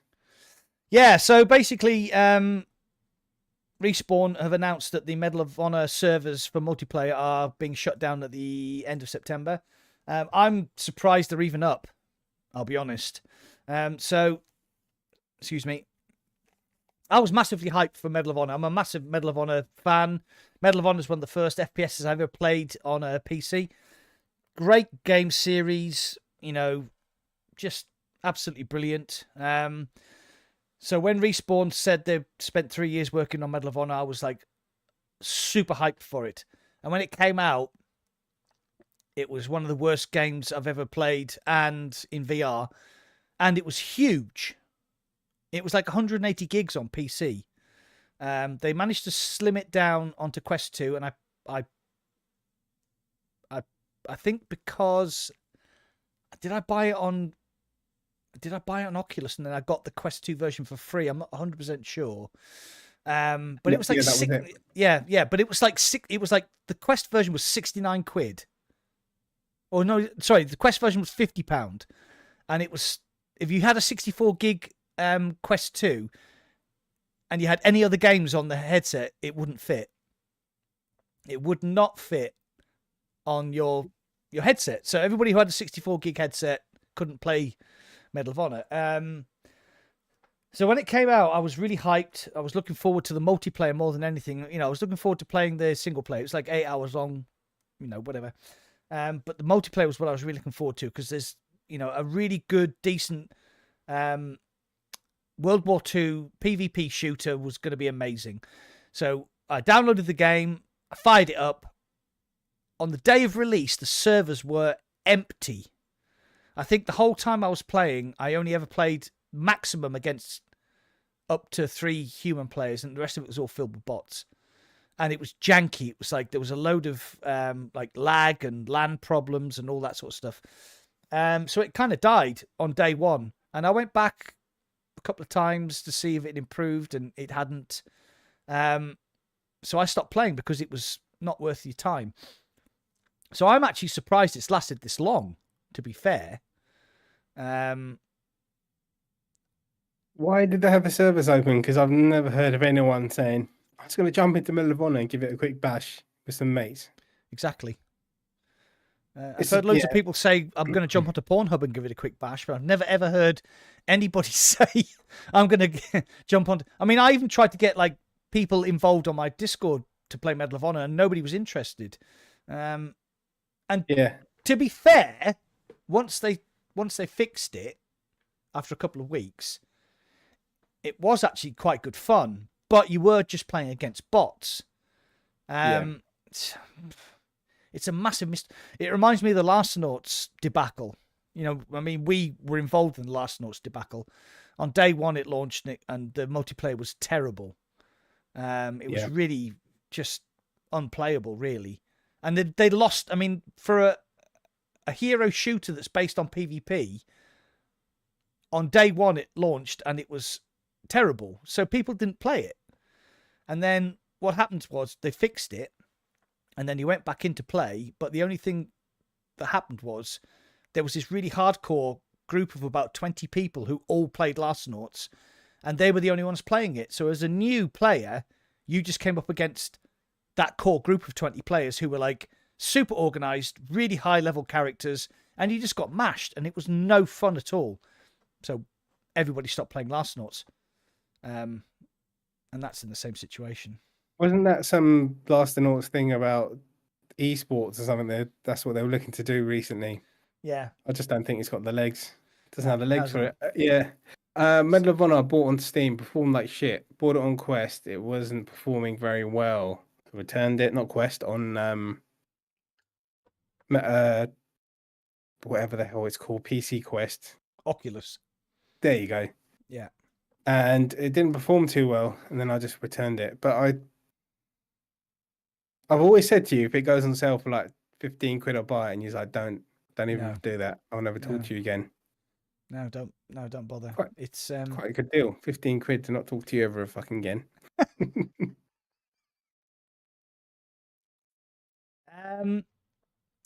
Yeah, so I'm surprised. Well, I'm surprised it still has. They've still got the servers running. So to me, that was no surprise at all, because nobody ever talked about Medal of Honor's multiplayer. Nobody played it. Even when it launched, nobody played it. So it's not like Echo Arena, which had a very dedicated fan base and lots of players playing it all the time. This never. It was stillborn. So another one bites the dust. So what multiplayer shooters in VR have kept their audience? Population 1, which I played for the first time in. I saw the stream. Yeah, how was it? Sweaty as fuck on a Saturday night. You start earlier, it's good. It was good. Then it was just like all these wankers that just been playing for 4 years. They don't go out much, and they just fucking play Population 1. I was just like, oh god. The name's Zalotto. The name's Zalotto. I remember that stream where we killed her and her team, and it was one of the best wins we ever had. Yeah. What about Operation Wolf? Operation Wolf is like 20 quid for like an hour's worth of gameplay, isn't it? Yeah, and it's a really old game as well. So, Conkins just said like Contractors, Pavlov, Population 1. These are the ones that hold their audience because they update and change a lot of stuff. They add stuff and they keep it interesting, don't they? Well, where would the game be without the fucking community, though? Where would those games be without the community? Yeah, but that's what they've done really well, and that is how you the modding and stuff. Yeah, that's how you hold a VR audience. You know, when they released the mod tools and everybody basically made all the Call of Duty maps again, We played a lot of Contractors on live streams. It was really, really good fun. I remember the Star Wars mod where you could jump like 50 feet in the air with the lightsabers. That was hilarious. Oh, so Contractors got Contractors Brotherhood coming out next year, which is a battle royale, basically a Warzone clone. And if that works, that is going to be amazing, because Warzone, I play quite a lot of Warzone with Tassos and Fitz and Power On. That's going to be amazing if it works. If it has like a big map and it has all the options that you can, that sort of Warzone has, I think that's going to be really cool. I think that's going to be really cool. I think Blue Ball just said that Breaches got that new ship map update, right? I played a lot of Breaches when it first came out, and then something happened and it got a bit toxic. And I stopped playing it because I don't know, you had these people who knew the map so well, and they weren't like, they were great players, but they weren't nice with it. Do you understand what I'm saying? Like in the lobbies, they were just like, "Oh, you're a bunch of fucking noobs. Like, drop out of the lobby so we can play some decent players." And you're like, "Okay, well, you're a dick, aren't you?" But I did really enjoy Breaches when it first came out, but it got toxic. Yeah. I played it 3 times maybe. What else is good? Tabor. Pavlov on PSVR 2. I like because of the triggers and the haptics and all that. It just works a lot. It's less jank than the PC. It just works well. Yeah, it works really well. But the zombies is what I'm about. The actual real zombies, Call of Duty zombies. On the PC, the Call of Duty zombies is amazing because they're basically just ripped so off. OG. We need to play that. Yeah, we do. What else is there? I played Contractors. I've probably played about 8 to 10 hours of Contractors over the past X amount. I don't know how many years I've had it for. Yeah, we played a lot on PC. There's a load of really good alternative games. There's like Gun Game, and there's one in the chamber, and then there's that crazy sort of Predator mode that we played. Did you play that? I played it with Walking Dead, Fitz, Power On. No, I'm not sure you were there. No, that was really good. Yeah, I played once or twice. Good. Yeah. But in general, FPS games. I mean, Population 1 has gone up and down, hasn't it? Up and down, and down. But it's never like, it's had times where it's gone really dry. But since it's free, I don't think it's it's gonna be around for a while. Yeah, I mean that's actually how we met originally. And we used to play a lot of Population 1 with old Facey. Remember Facey? God, Team Tryhard. Yeah, what was he? Big guy with the beard. Yeah, haven't seen him for ages. Yeah, I was doing 8 hours a day that's when I first started doing Twitch and it was lockdown. I was playing Population 1 for 8 hours a day. Yeah. I admit I was as well. Yeah. And the problem is that you get up to a certain level and you just get put in with, because we would go into a lobby and we'd see the sweats. We'd be like, oh, for fuck's sake, we're not going to win this game. You'd see like him from China. What was his name from China? Alex from China. Yeah. You see Zalotto. You'd see like Proper D. I mean, I know he's a friend of mine and everything, but he's a fucking great player. And you just knew if he was in the lobby, you weren't going to win. Yeah. Oh, what was that? Oh, what was the French guy who turned out he was cheating? Jaguar Regent. Yeah, we came up against them so many times and got beaten. And then we actually figured out what they were doing and we actually beat them and won the game. And then about a week later, they found out he was cheating. He was using an infinite ammo reload, no reload cheat. Yeah. But yeah, it was good. It was nice. It was good to go back in and just play with. I think I play with Dips and Pap, and it was just the time of day. It's just a bit fucking sweaty. Yeah, I haven't seen Pap for ages. But yeah, it's like I said. What the problem is, once you get above level 50, You just get put in these super sweaty lobbies, and it's not fun because those people, that's all they do. And if you're off your game just a little bit, you're not going to win. Yeah. But we had some great... Remember that stoner? That guy was so stoned. We actually dragged him to a win, and he was so over the moon. Yeah. I had so much good footage, I just deleted it all. I think, what was the other one? I've got a lot of footage of Mac just losing it and getting raging, and it's so funny. I had a lot of footage. I think I still saved a lot of it on Twitch, the best part. So, yeah, maybe I'll do a showcase of that. Yeah. There's some funny shit. I used to send it to my brother. He used to piss himself. He goes, he's talking to a kid. Yeah. Oh dear. No, there was so many good stuff. There's so much good things about Population 1, but in the end, it just ended up, it just wasn't fun to play anymore because they don't play enough, and you need to play all the time to be good. So yeah. Yeah, it's kind of over it now. But the best, I think the peak for me of Population 1 was Metro.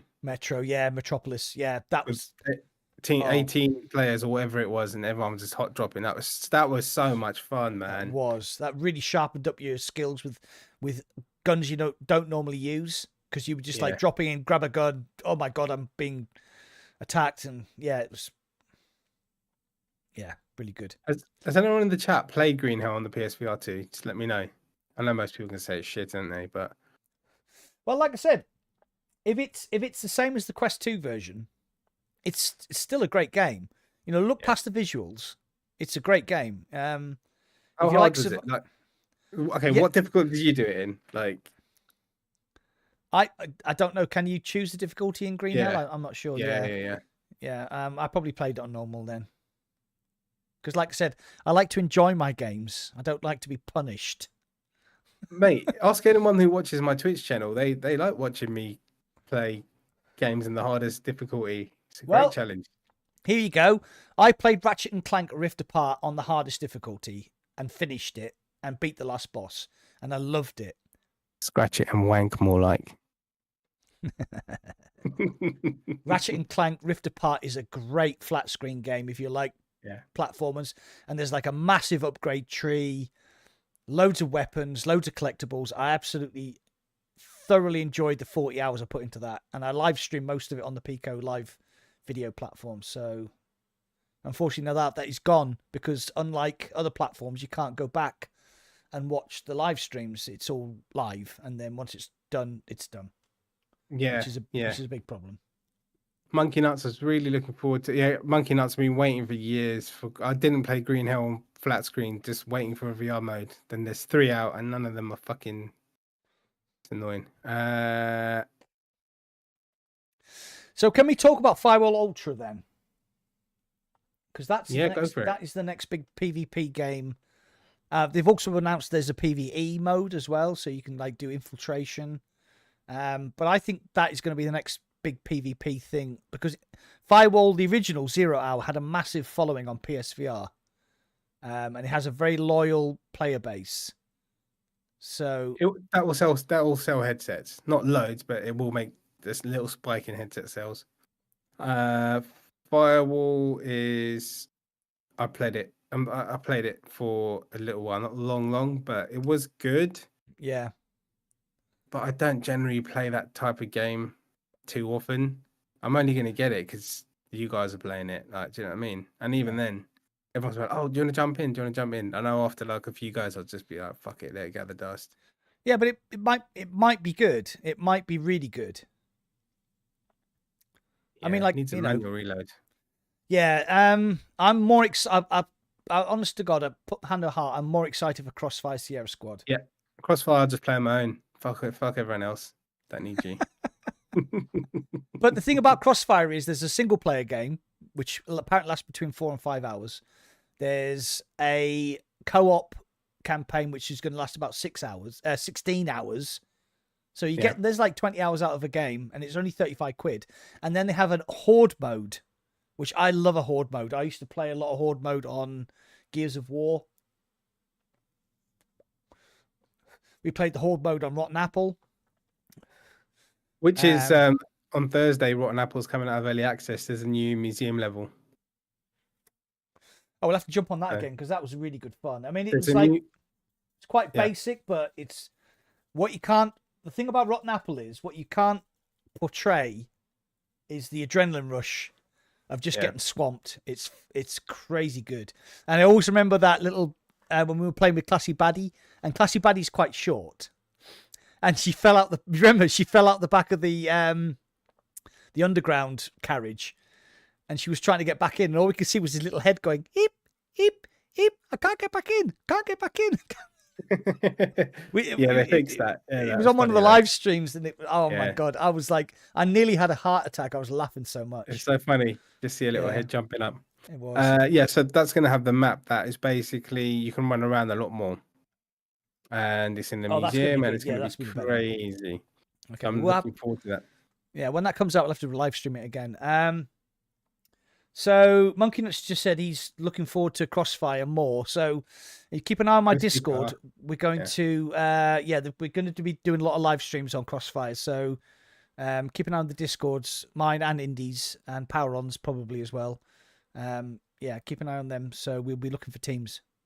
Fitz won a copy of Rotten Apple last week on my channel as a channel member. Sorry, so he's going to join us next time. Okay, cool. We need a killer. We need an outright killer. Yeah. So that's that'd be a good laugh. Yeah. Cheers, Monkey Nuts. Yeah. See you there, mate. There won't be any reviews for Firewall until the embargo lifts at 4. I reckon it's going to get around a 7 average kind of score. I don't think it's going to be a, wow, this is amazing kind of game. So Ian Higton from Eurogamer, he has had access to it. I think he's played it at an event with other content creators, and he enjoyed it, but he had criticisms. I'm getting the vibe that Gamertag already has access to it from his channel. He seems quite reserved about it. So, we're going to see, aren't we? We're going to see. I'm in two minds to get it, but I am going to get it because obviously we're going to stream it together. But it's like I probably would give it a miss for at least 24 hours and then stream it on Friday because I want to see what the reviews say. Just jump in and just do it. Sorry, Mr. fucking retired wanker who's got unlimited money. Hey, I've got unlimited money. My fucking Porsche cost me a lot of. Oh my Porsche, poor fucking you. Oh my god, keeping my Porsche on the road makes me. I don't have that much disposable income because I'm too busy doing stuff with my Porsche. Oh my god, yeah. Right, so one of the first questions I was asked was by. Oh, here we go. I have to go back to. Gamertag doesn't have a copy of it. He doesn't. Oh, okay. And Fitz said the reload mechanics they might have addressed. Let's see. Okay. Right, so one of the first questions we got asked on the stream was by Viper AI, and he said, "Can I compare Gran Turismo 7 to a Automobilista 2?" So you've played Gran Turismo 7, but you have used a controller, haven't you? And you said you got quite addicted. Mm-hmm. So you're not as big a sim racing fan as me. So how did you find Gran Turismo? Fucking great. Once I make sure this headset's all right, I will be playing it again soon. Okay. I just want to keep playing, but I don't have the sim rig set up. Yeah. I'm just don't want to put that kind of money down at the moment. Yeah. Well, to be fair, when I first got my PS5 and the PSVR 2 hadn't been released, I actually played quite a lot of Gran Turismo 7 just using the controller. And it does work really well. I mean, it's obviously designed to work with a controller because the majority of people who are going to be playing Gran Turismo 7 on a PS5 are going to be using controllers. There'll be a small portion of people who have sim rigs. With PSVR 2, the best way to play is with a sim rig. It's just unbelievable. The Fanatec GT DD Pro that I've got is set up perfectly for Gran Turismo, and it works really, really well. There are some problems with Gran Turismo 7. You can't do qualifying, so you do a race, you always start at the back. Yeah. And that leads to a lot of like non-sim racing sort of stuff where you just basically have to try and barge your way through until you catch up with the guys who are the 5 guys who are in the front. The 5 guys who are in the front are the good AI players, and then you have a decent battle. But until you get to them, it's a bit bargy. It's not particularly good. If they brought in qualifying and practice and all that sort of stuff, you know, and the races are quite short, usually only between 4 and 5 laps. But the circuits are amazing. On the PSVR 2, you'll test. It looks amazing. They've done some work since it first released. The reprojection is much less. It just looks glorious. And the thing I love about it is it just works. You know, you plug your PSVR 2 in, you plug your GTDD Pro in, and there's no faffing about with like frame rates and like trying to tweak your graphics.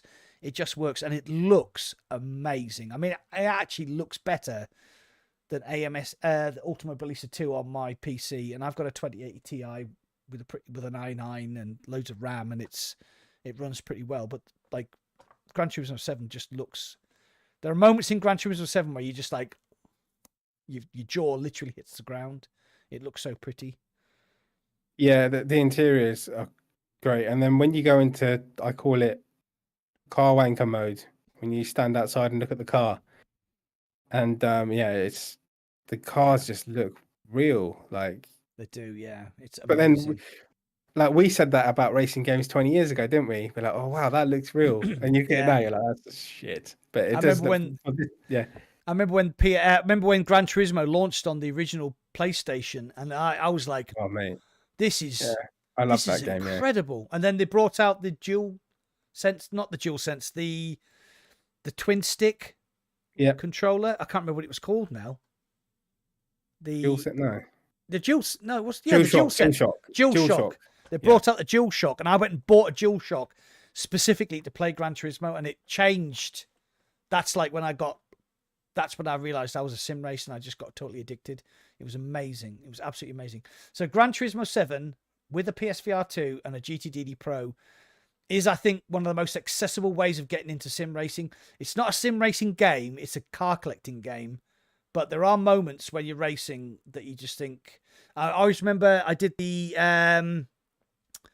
Mazda GTs, the Mazda MX-5 GTs on Tsukuba, and it was an hour-long race, and there was pit stops and variable weather, and I streamed it, and it was one of the best experiences I've had, like, playing a car racing game, because it was so unpredictable, and I didn't even know right until the end of the race whether I'd won.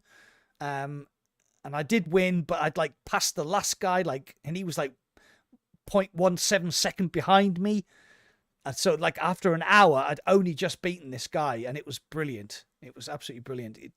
Like I said, Gran Turismo 7 is more of a car collecting game than it is a sim game. But those moments where you have that incredible experience, I think Gran Turismo has that nailed. Yeah. Well, I think go on. AMS Ultima Ballista 2 is a better car racing game. Yeah, I don't know.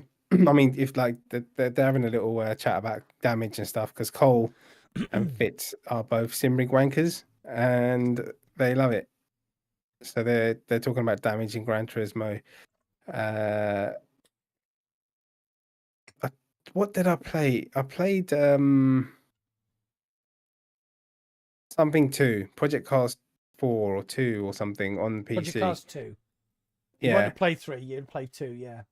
And I thought that was all right, but with the setup I've got, like 2070 Super, the setup I've got, the PlayStation is so easy with stuff, like just throw it on, don't have to fuck around with anything, it just works, That's the good thing about it.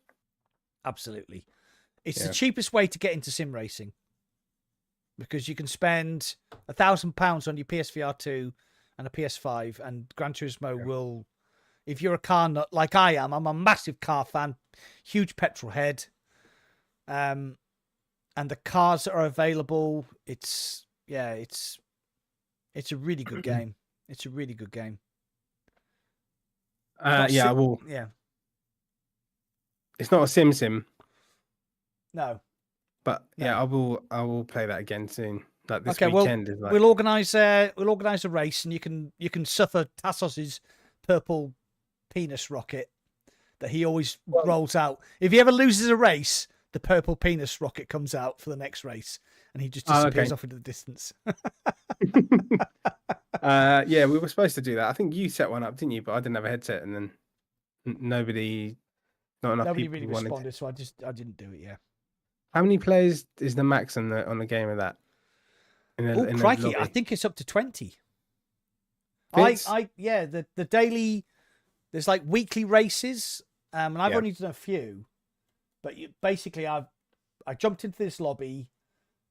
You do qualifying, so there's like timed, so like every 15 minutes there's like a lobby open, so you can join the lobby. The lobby was full.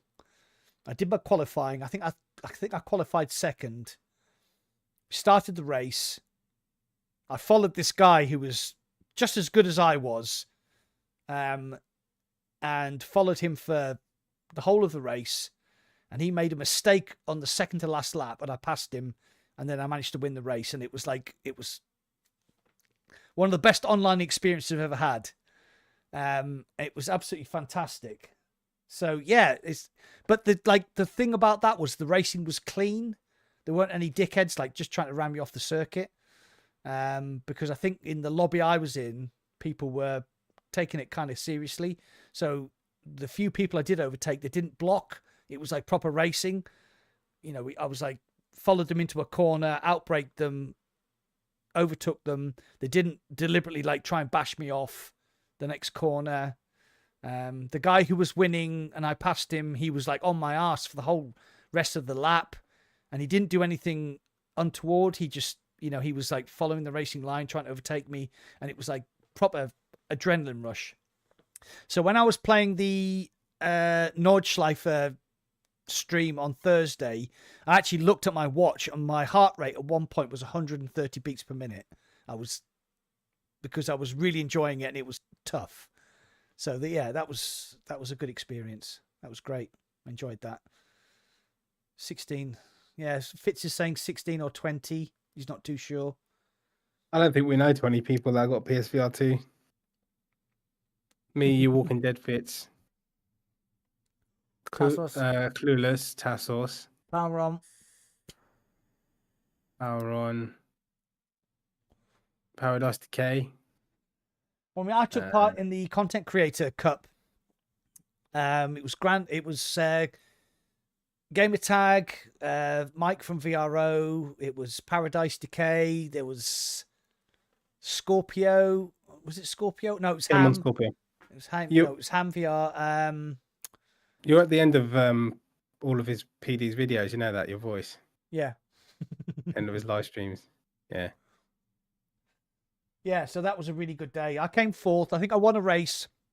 I think won one race and came fourth in every single other race and came fourth overall. But there were some really good races in there. Some like really good. Buck was in there as well. Yeah, so yeah, it was really good. I think maybe I should change my channel to a sim racing channel. Yeah, I'm yet to try. Yeah, Buck did invite me to try his out. I'm like, no, can't do it. It's just a money pit. Yeah. But I know it's going to be great because I remember years ago when I was a kid just playing it in the arcade with the steering wheel was like, oh my God, this is amazing. So yeah. Let's catch up on there. There's not a lot. On AMS2 is more fun for me. Punt. Yes, Weeble, I got punted a lot. I got punted a lot. Oh, there you go. It's good fun though. But yeah, I think maybe we'll have to sort it out, mate, in the next couple of weeks. But it'll have to be like a prime time thing, Yeah.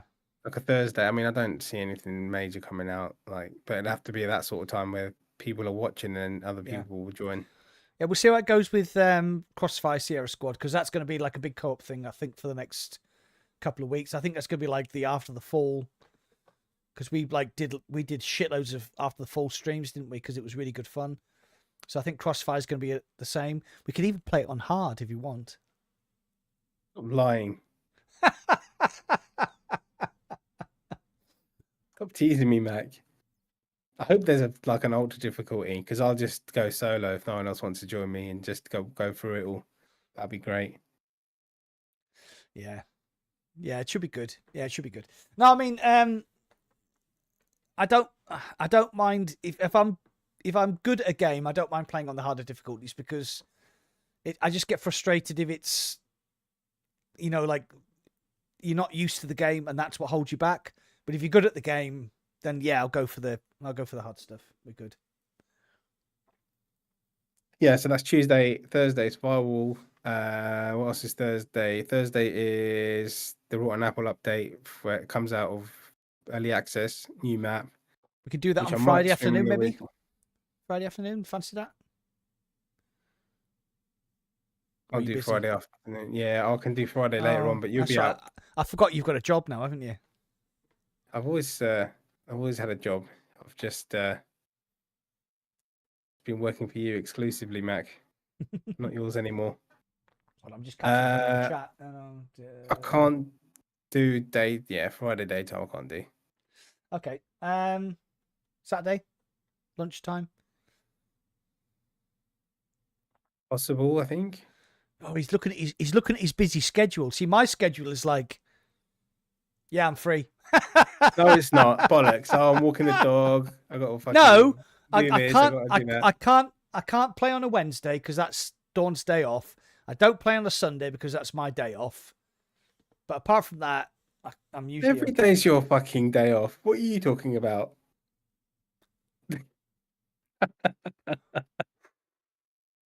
The joys of being retired. The joys of actually accumulating money over your working life and being able to retire at the age of 55. It's fucking incredible. It's great, mate. Fucking enjoy it, man. Enjoy it. But yeah, let's see what happens. Should be free Saturday. But I just don't. I like to keep weekends open. I don't really make plans on weekends too often. Yeah. With the gaming, it's just like, if I can be asked, I'll do it. Yeah, but the thing is, like, Rotten Apple is so much fun with like three other mates, because it's such an intense experience. I mean, I know it's like a bit janky in places, and like a lot of people who are watching the streams are like, well, this looks shit. But no, it's not that. It's the gameplay loop is just. They've nailed that, haven't they? Absolutely nailed the gameplay loop. Yeah. It's just what made it for me is that mystery box thing. Yeah. That's so that just cool. makes it, So that tomorrow I'll be doing the second episode of the podcast as well. For the VRK podcast, we've got a guest who is CEO of Synthesis, who are basically a platform that you license games through. And he's going to be a guest. Should be cool. Learn a lot of stuff, because I'll be learning a lot myself. Because what time's that on? Good. Tomorrow at 7 p.m. BST, that'll be on. So the last one was really good, man. Like, a lot of people watched. So it's doing all right, mate. It's doing all right. There's a lot of I learned a lot from that podcast. Tuesday's dirty sex evening for me, though, because it's my date night with my wife. So I'll try and watch, but I'll probably be ball deep in the misses, so that's watch at the same time. No, that would kill the mood. That would kill the mood. I don't think it will. I was gonna. Maybe she likes big Indian guys. I don't know. Maybe yeah. I've got a great story, but it's not for YouTube, unfortunately. Damn it.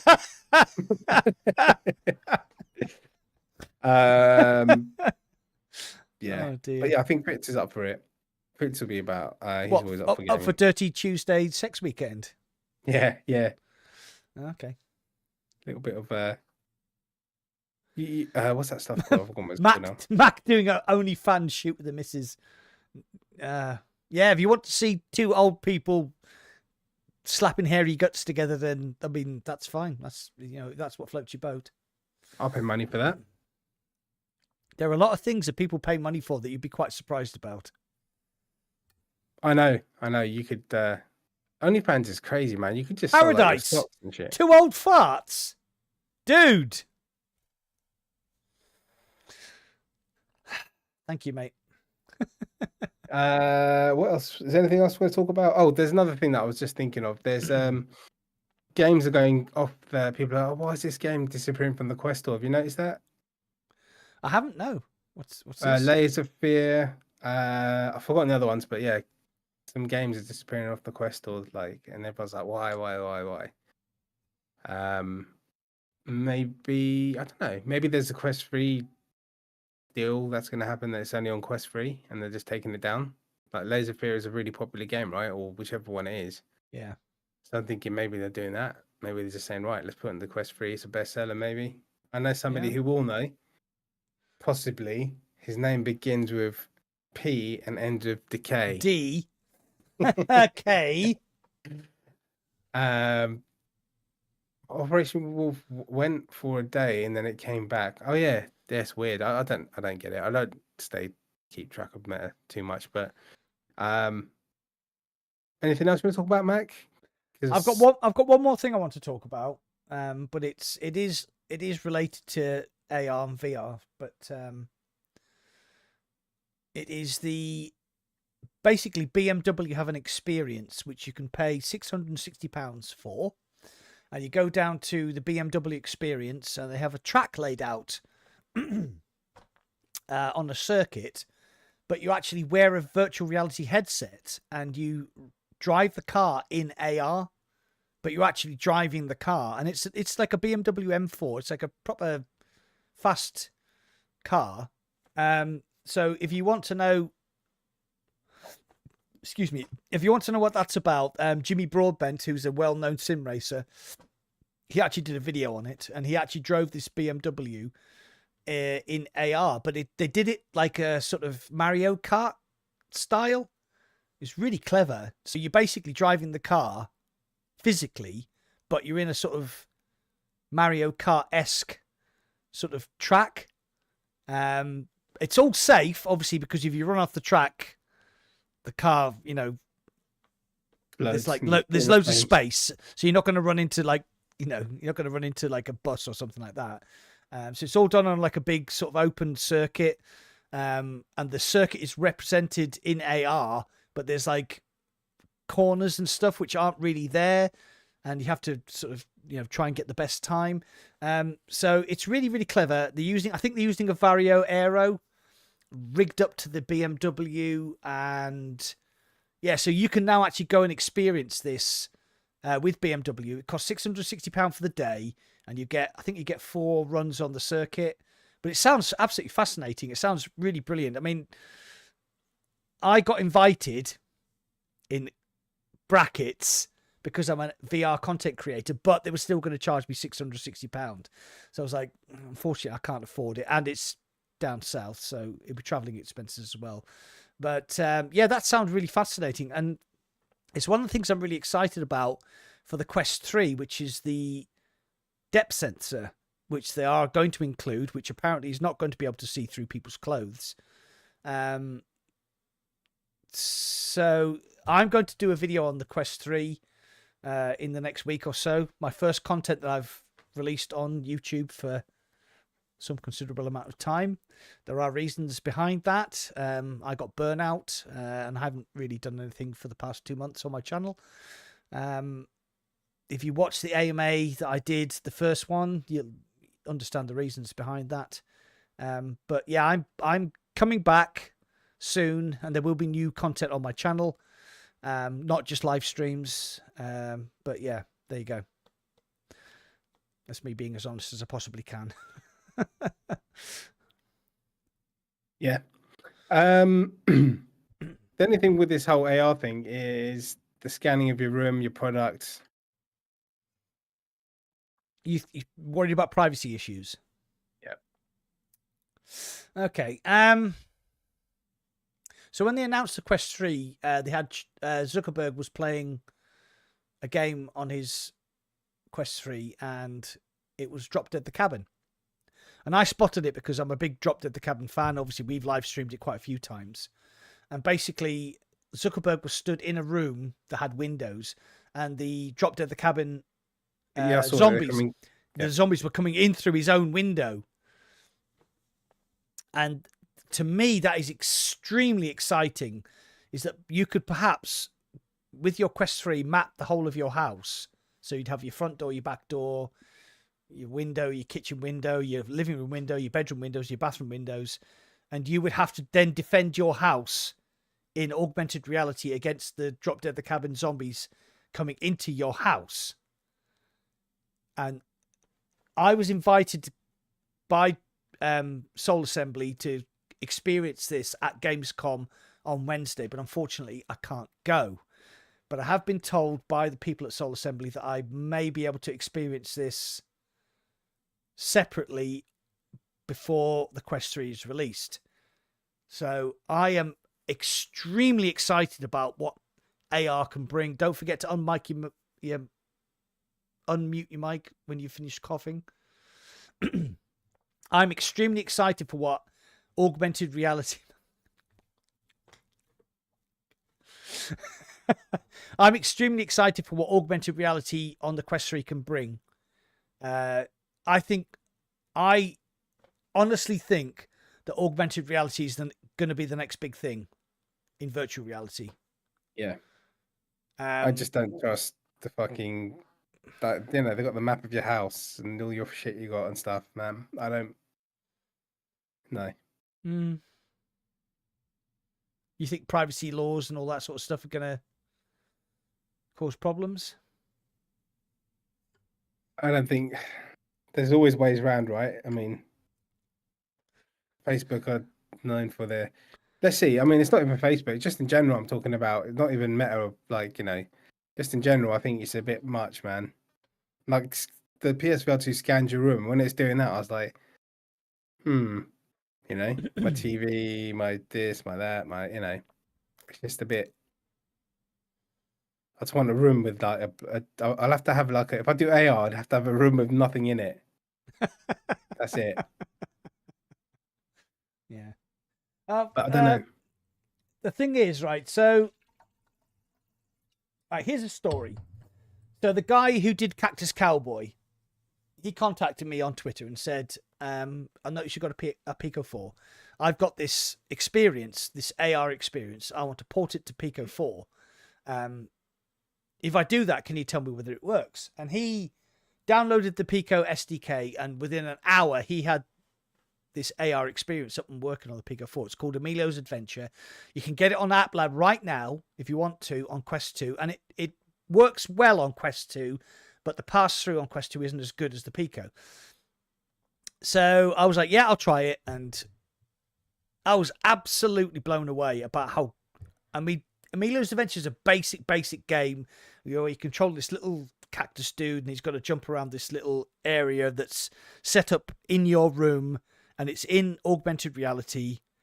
But it screws with your mind, because I was like, you have certain parts of the game you have to sort of move around to see different parts of the game area, and you do that by actually walking.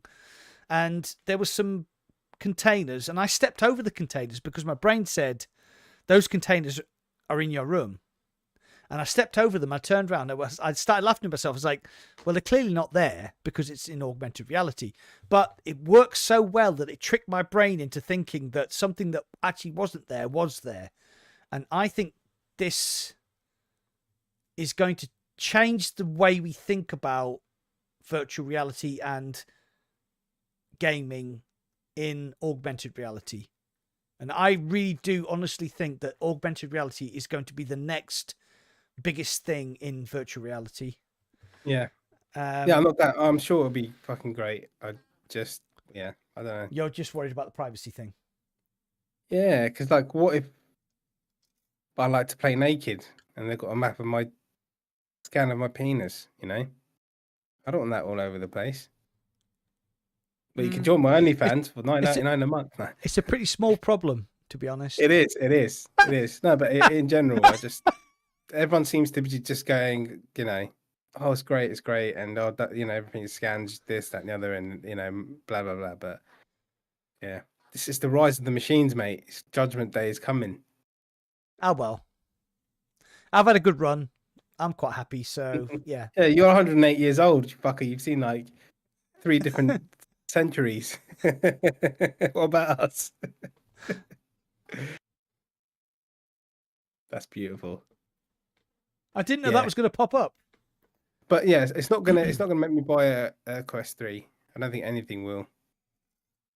Judging by what my Quest 2 does at the moment. Yeah. Nothing that will. If it was a PC VR headset, if it was a Rift 2023, then I'll probably buy it. But it's just a waste of 500 quid for me. It's unfortunate that it doesn't give more. Yeah, I mean, like from your point of from your point of view, you're a PC VR gamer, and the Index does everything that you need it to do. And like we said before in the podcast, Index is a great headset. I have massive problems. I have massive regret about selling mine. So I think so. Going forward, looking at Dekard will have to have pass-through cameras, color pass-through cameras, and a depth sensor, and it will be upgradable.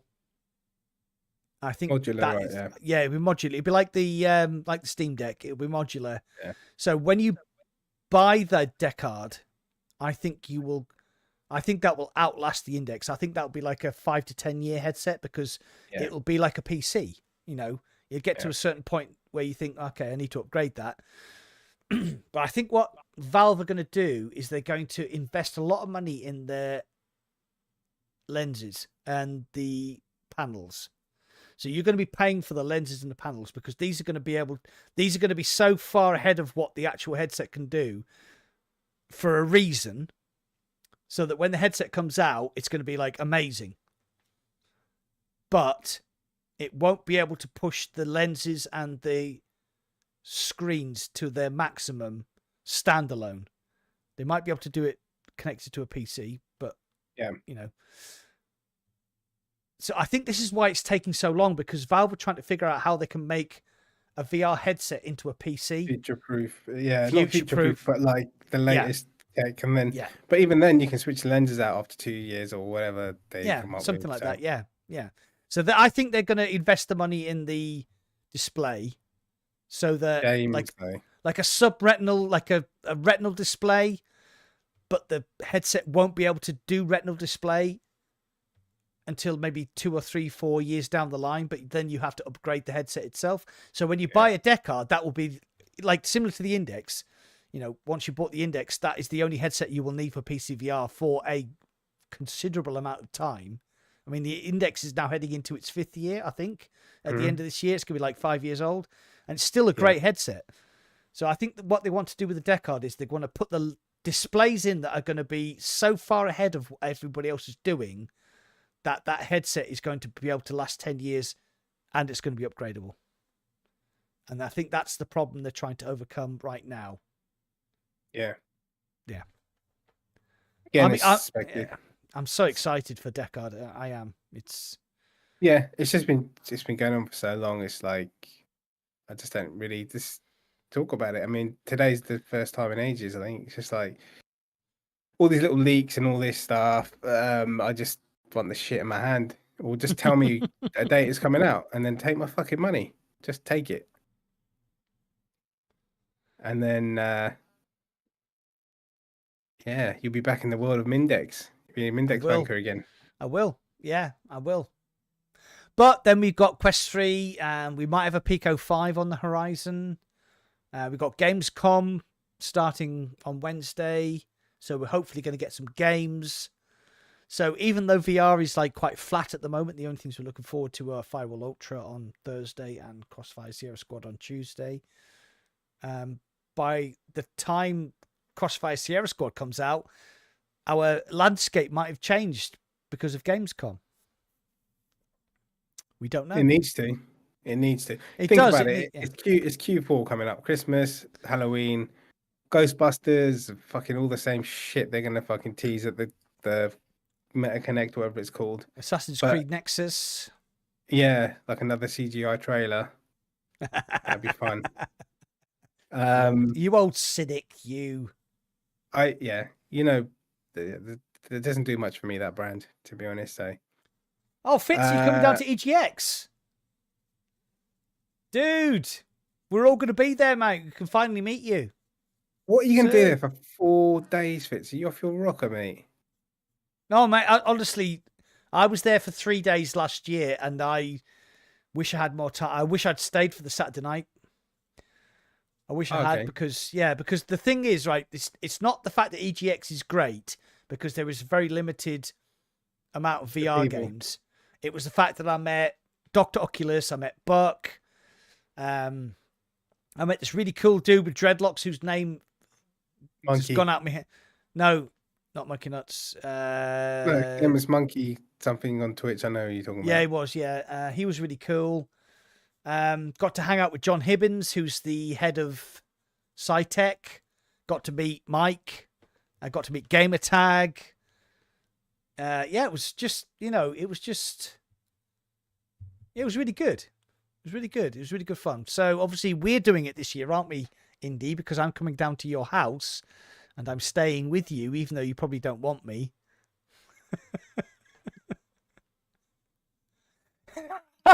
Sure, come round anytime. Yeah. So your dad and your dad's girlfriend moving out again for the whole weekend.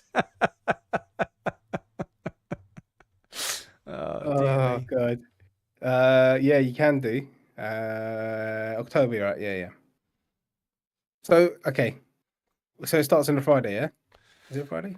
EGX starts on the... I think it starts on the Thursday. Yep. So I'm coming down on the Thursday. I'll maybe do half a day EGX. And then, but need to be there for the Saturday night, because apparently that's the big day. That's like the big party with all the creators. Well, it's okay. We'll talk about this later, because people don't hear us babble on about that, about EGX. But yeah, I'll probably have to do the weekend thing, like Thursday, Friday. Oh, because you've got a job now, haven't you? I forgot about that. Not that, it's the fact that because I'm self-employed, that's the problem. Don't get holiday, don't get paid leave. So it's like going to Pico, I took the day off work, and then I've got to make that time up. I don't have to make the time up, but I want money, right? I'm a greedy salesperson, so I want my money. So yeah. Oh, God's sakes. Then so the Thursday and the Friday you're going to be actually going down there. So then I might take the Friday off, maybe, or I don't know. I'd probably concentrate on the Saturday more. Take the Saturday off and do the... Oh, no, Friday. Oh, Friday. John Hibbins usually takes everybody to the big Chinese just outside of EGX.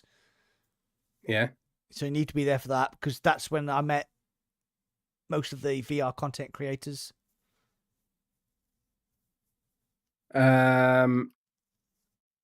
Yeah.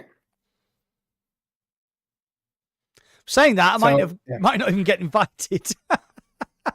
Well, if they're not giving me a ticket, yeah. No, you should get a creator pass. I mean, Dr. Oculus... They didn't last time.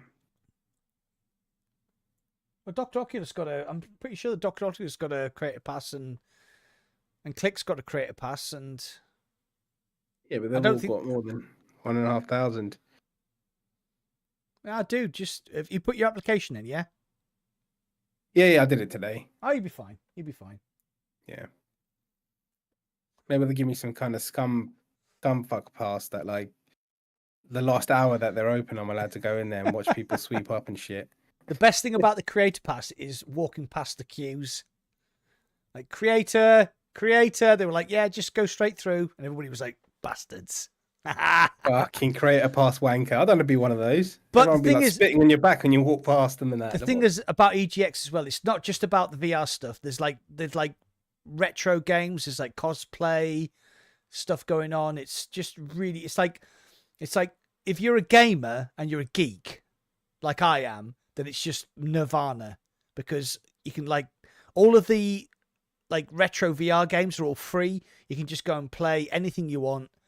All of the VR games, all of the retro games you loved, like they've all gone out of my head, like Galaxy and all that sort of stuff. You can just go and play them, and it's just nice to be surrounded by like-minded people. And people don't give a fuck. People dress the way they want to, and it's just amazing. It's brilliant. And the VR stuff was really like everybody was really enthusiastic about the VR stuff last year. Obviously, Gamertag was running Fast Travel Games sort of VR sort of presentations. I know it doesn't work for them anymore, but I'm pretty sure he's going to be there. Bino Benja was there, but he was having a sandwich with his wife, and I didn't really want to interfere while he was having his dinner. So, but afterwards he said, no, he should have said hello. But yeah, it'd just be great. Just be great. I'm going to a nerd convention in about 5 weeks in the Popcorn Comic-Con it's called the Popcorn, I think it is in Switzerland. There'll be loads of little Swiss girls in little short skirts. I'll send you some videos of what it looks like in there, Mac. Is this with your company? Yeah. So I'm gonna go. Oh, you're actually getting to go abroad. Yeah. So. All right. Okay. They're flying. They're going to fly me out there, and then take part in the actual convention. So it'll be fun, man. And then I will get some content as well. Be a good laugh to get to meet everyone. So it's good, really good. It is. So we catch up on the chat before we pack in. No, I want to play Green Hell and get really pissed off. No, joking. Okay. Gaming Legends, hello. Simon V, Assassin. Yeah, okay. Assassin said that you carry your phone around your house, the same possibility of scanning your house. They probably already know 99% of what you got in your house because you bought it on the internet. Okay. Yeah. My wife actually turned off the microphone on her phone because she started getting weird adverts. Yeah. Like you mentioned something and all of a sudden you get an advert for it. You're an Apple, is she? Yeah, she is, yeah. Yeah. She's not the first person. A lot of people have had that. Yeah. But you have to, when you get an iPhone, you need to go deep into the settings and turn so much stuff off they don't tell you about. There's a lot of settings in there that are in the back. You think you've turned it off, but no, you got to go right into it. Really deep. More VR. I had an Atari and a ColecoVision. I had a ColecoVision as well. Yeah. Wow. Crazy. Yeah. It's really cool. I think the PSVR 2 No Man's Sky is getting an update, but they didn't. No Man's Sky is getting an update. They didn't say if it's graphics or what on the PSVR 2. I've never. I played the flat screen version of No Man's Sky, and then I played the VR version when it first released, and it was really janky.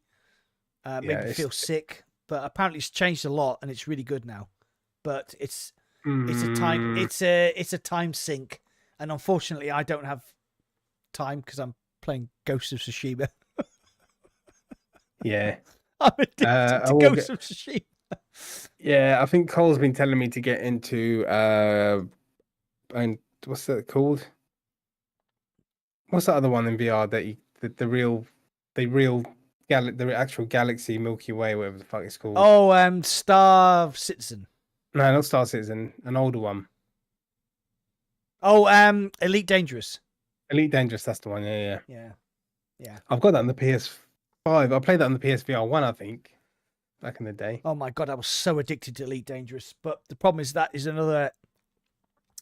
I spent a load of time grinding to buy this ship, and then I realized once I bought the ship that it would take me 4 times more time to grind to get the ship up to its full capacity, and I'd put like 100 hours in.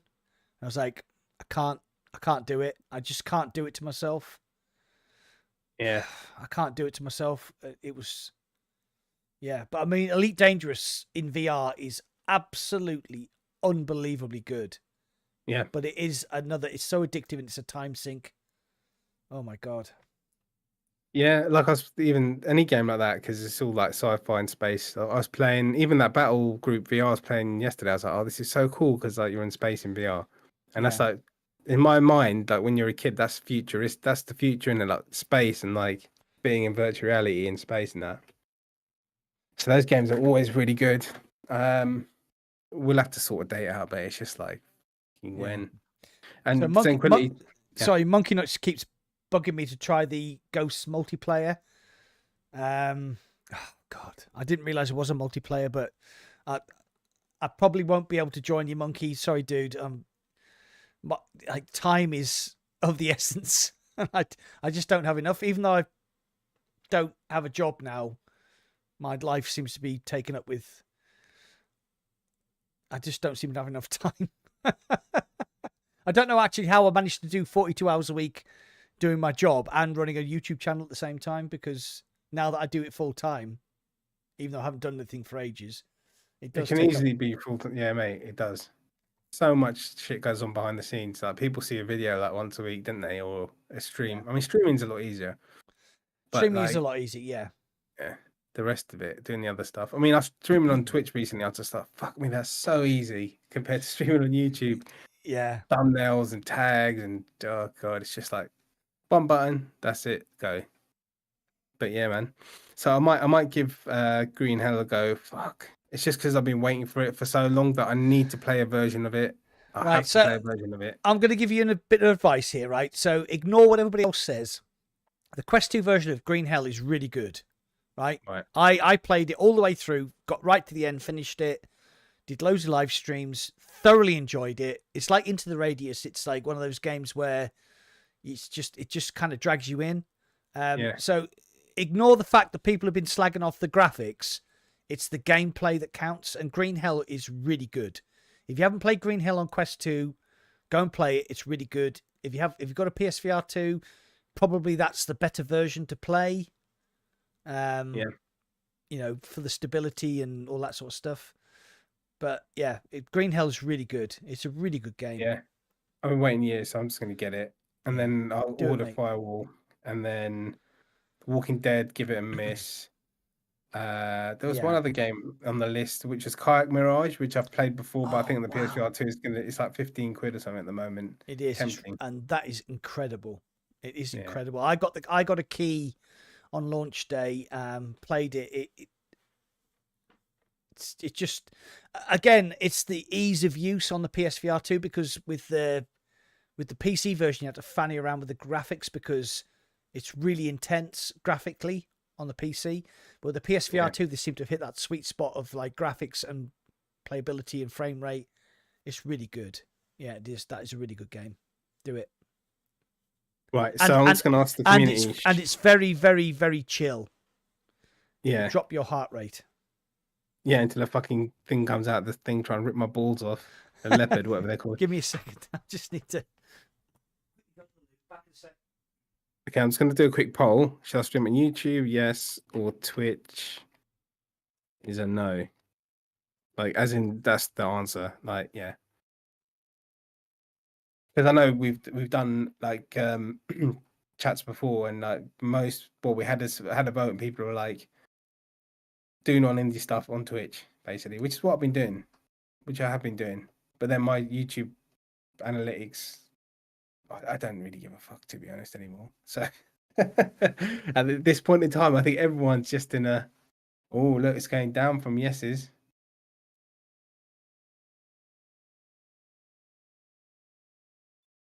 Nah, it's because the quality 720p if I do. Oh shit, sorry.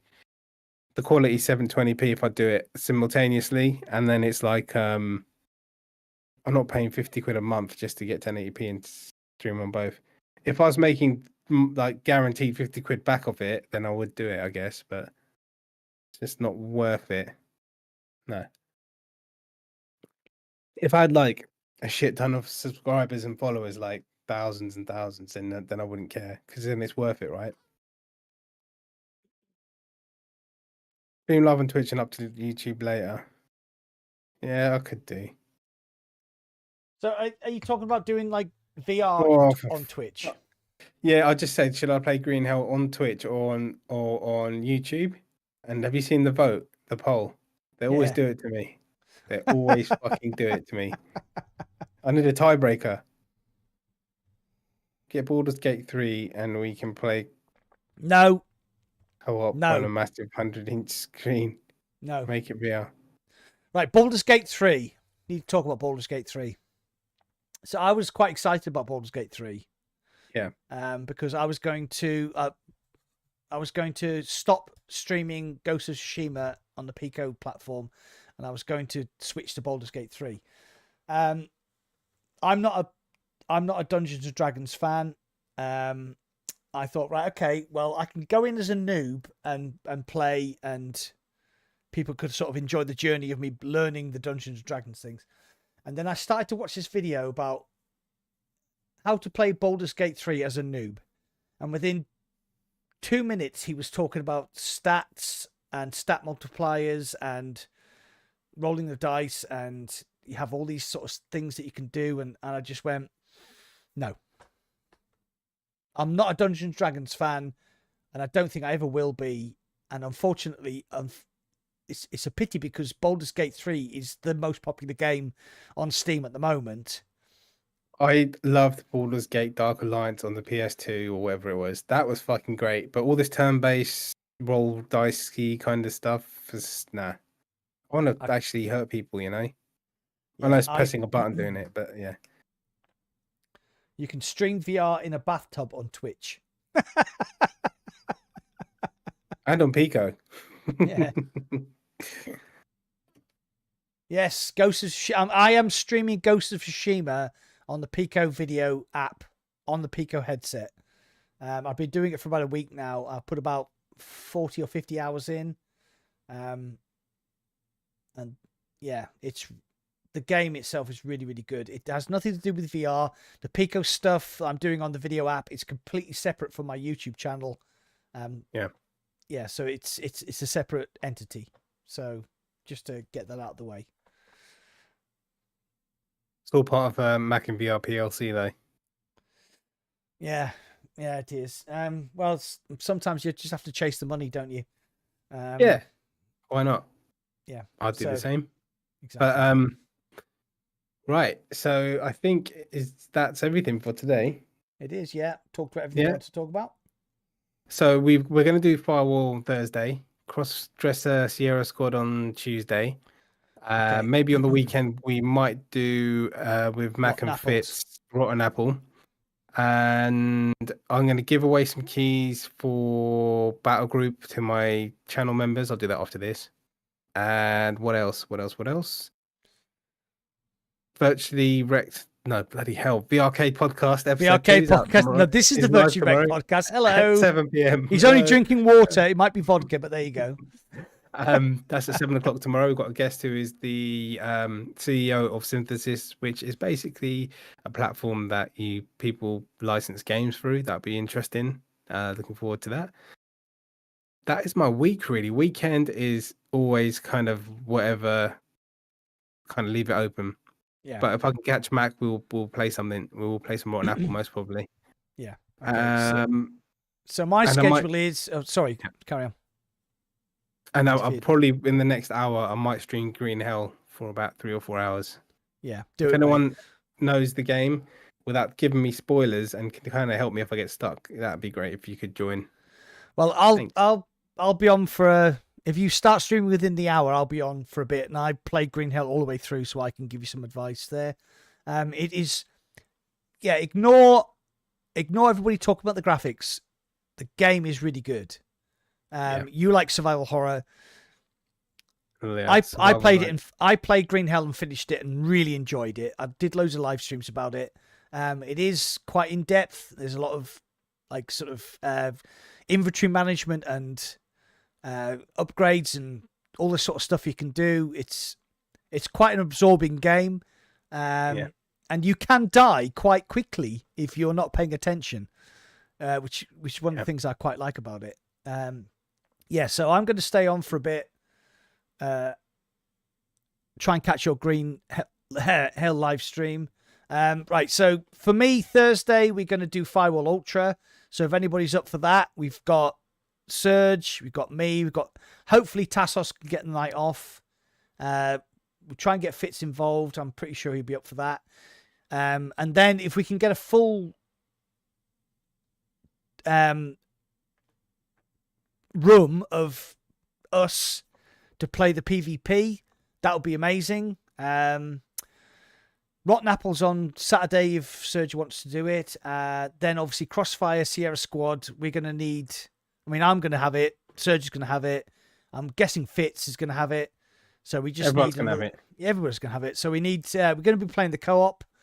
We're going to be doing the PvE, the PvP. Well, there isn't a PvP. We're going to do the co-op.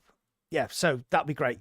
Get involved in the Discord on my channel and Indy's channel. Try and get involved so you can get your name down.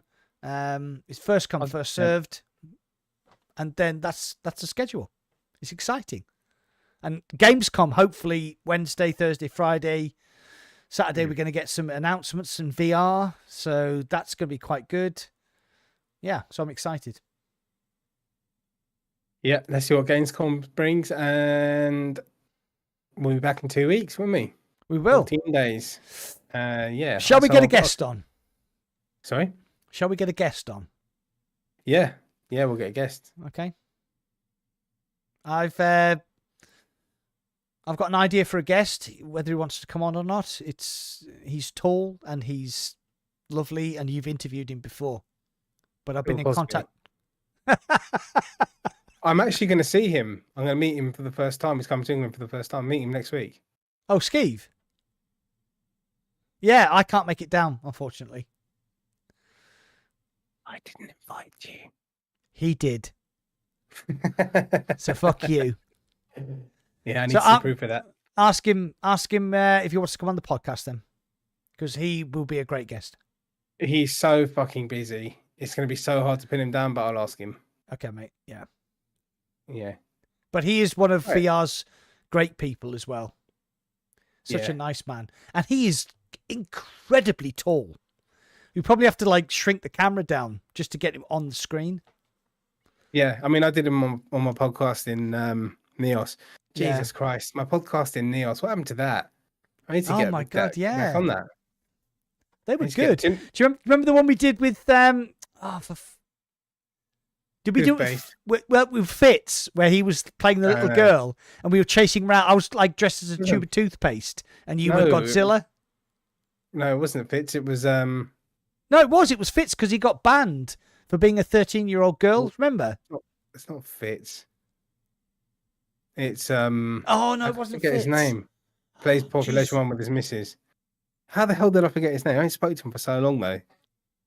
Oh my god. Yeah, because basically he's a social media manager on Facebook and he got banned from Facebook for being a 13-year-old girl. And he's like, dude, I'm a 42-year-old fella. Skillex, there you go. So we had this session where after we'd done the interview, I was dressed as a tube of toothpaste and you were like a candy cane and we were chasing each other around the landscape and I decided to be Godzilla. Neos is fucking crazy. We need to go back into Neos, man. Someone was asking them about a movie night earlier. So we've been talking about doing a movie night for so long, but obviously it's only like select. Oh, Classy said the bear and the toothpaste. Yes, that's right.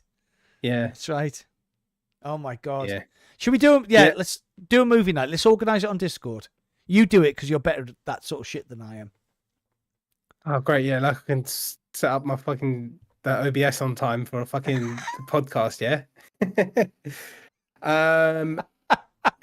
So everyone would need. Oh my god. Everyone would need to have a PC up, basically. Yeah. Yeah, and then you just got to be careful, like who we let in.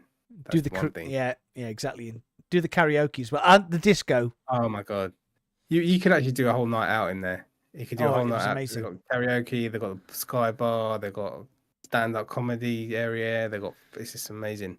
It is, yeah. Okay. Right, you sort that out because I'm useless. Okay, so I think we're going to end the podcast there. So that meetup will be around December 2035 if I do it. I might be dead. Bye. But I'll be an AI. I'll be an AI. It'll be like a weekend at Bernie's. We'll just be dragging your fucking corpse around.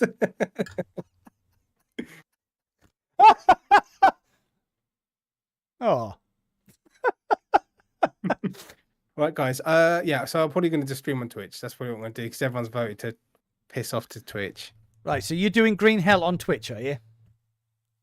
It's 54%, so you know, I think that means it's down up to me, isn't it? Cold the Count Tangent said Deckard releases in 2035. There you go. Yeah, cheers everyone for watching, and thanks for the super chat, Blue Belt. Appreciate it very much. I'll see you all tomorrow. Yeah, in the arcade podcast. Right, so catch Serge over on Twitch doing Green Hell. I'm gonna jump over. I haven't used Twitch for a long time, so it might take me a while to get that sorted. But yeah, okay. Thank you for watching the podcast. I've been Mac in VR, and he has been Indie VR. I have. And after all the problems we had, your camera actually didn't start twitching after we started. Yeah, I'm glad it's working. Switched off a few times. Yeah, I'm just not in the middle of my shot, but who cares? Too late now. I've just leveled it out. There you go. I'm in the middle. Perfect. Right for the end of the podcast. See you later, everyone. Weeps. Thanks for watching, mate. See you later, everyone. Cheers. See you later, Bye. Monkey. See you later, Simon. See you, Gaming Legends. There's too many to say. There is too many to say. Right. Okay. Thanks for watching. Classy Cole Fitz, Dips, Weeble, Bluebell, Cindy, Mindy, Nindy. Cindy, Mindy, and the guy with the bindi. Right. Catch you guys later. Cheers, guys. Okay. We're going to stop streaming in 3, 2, 1. And we're out.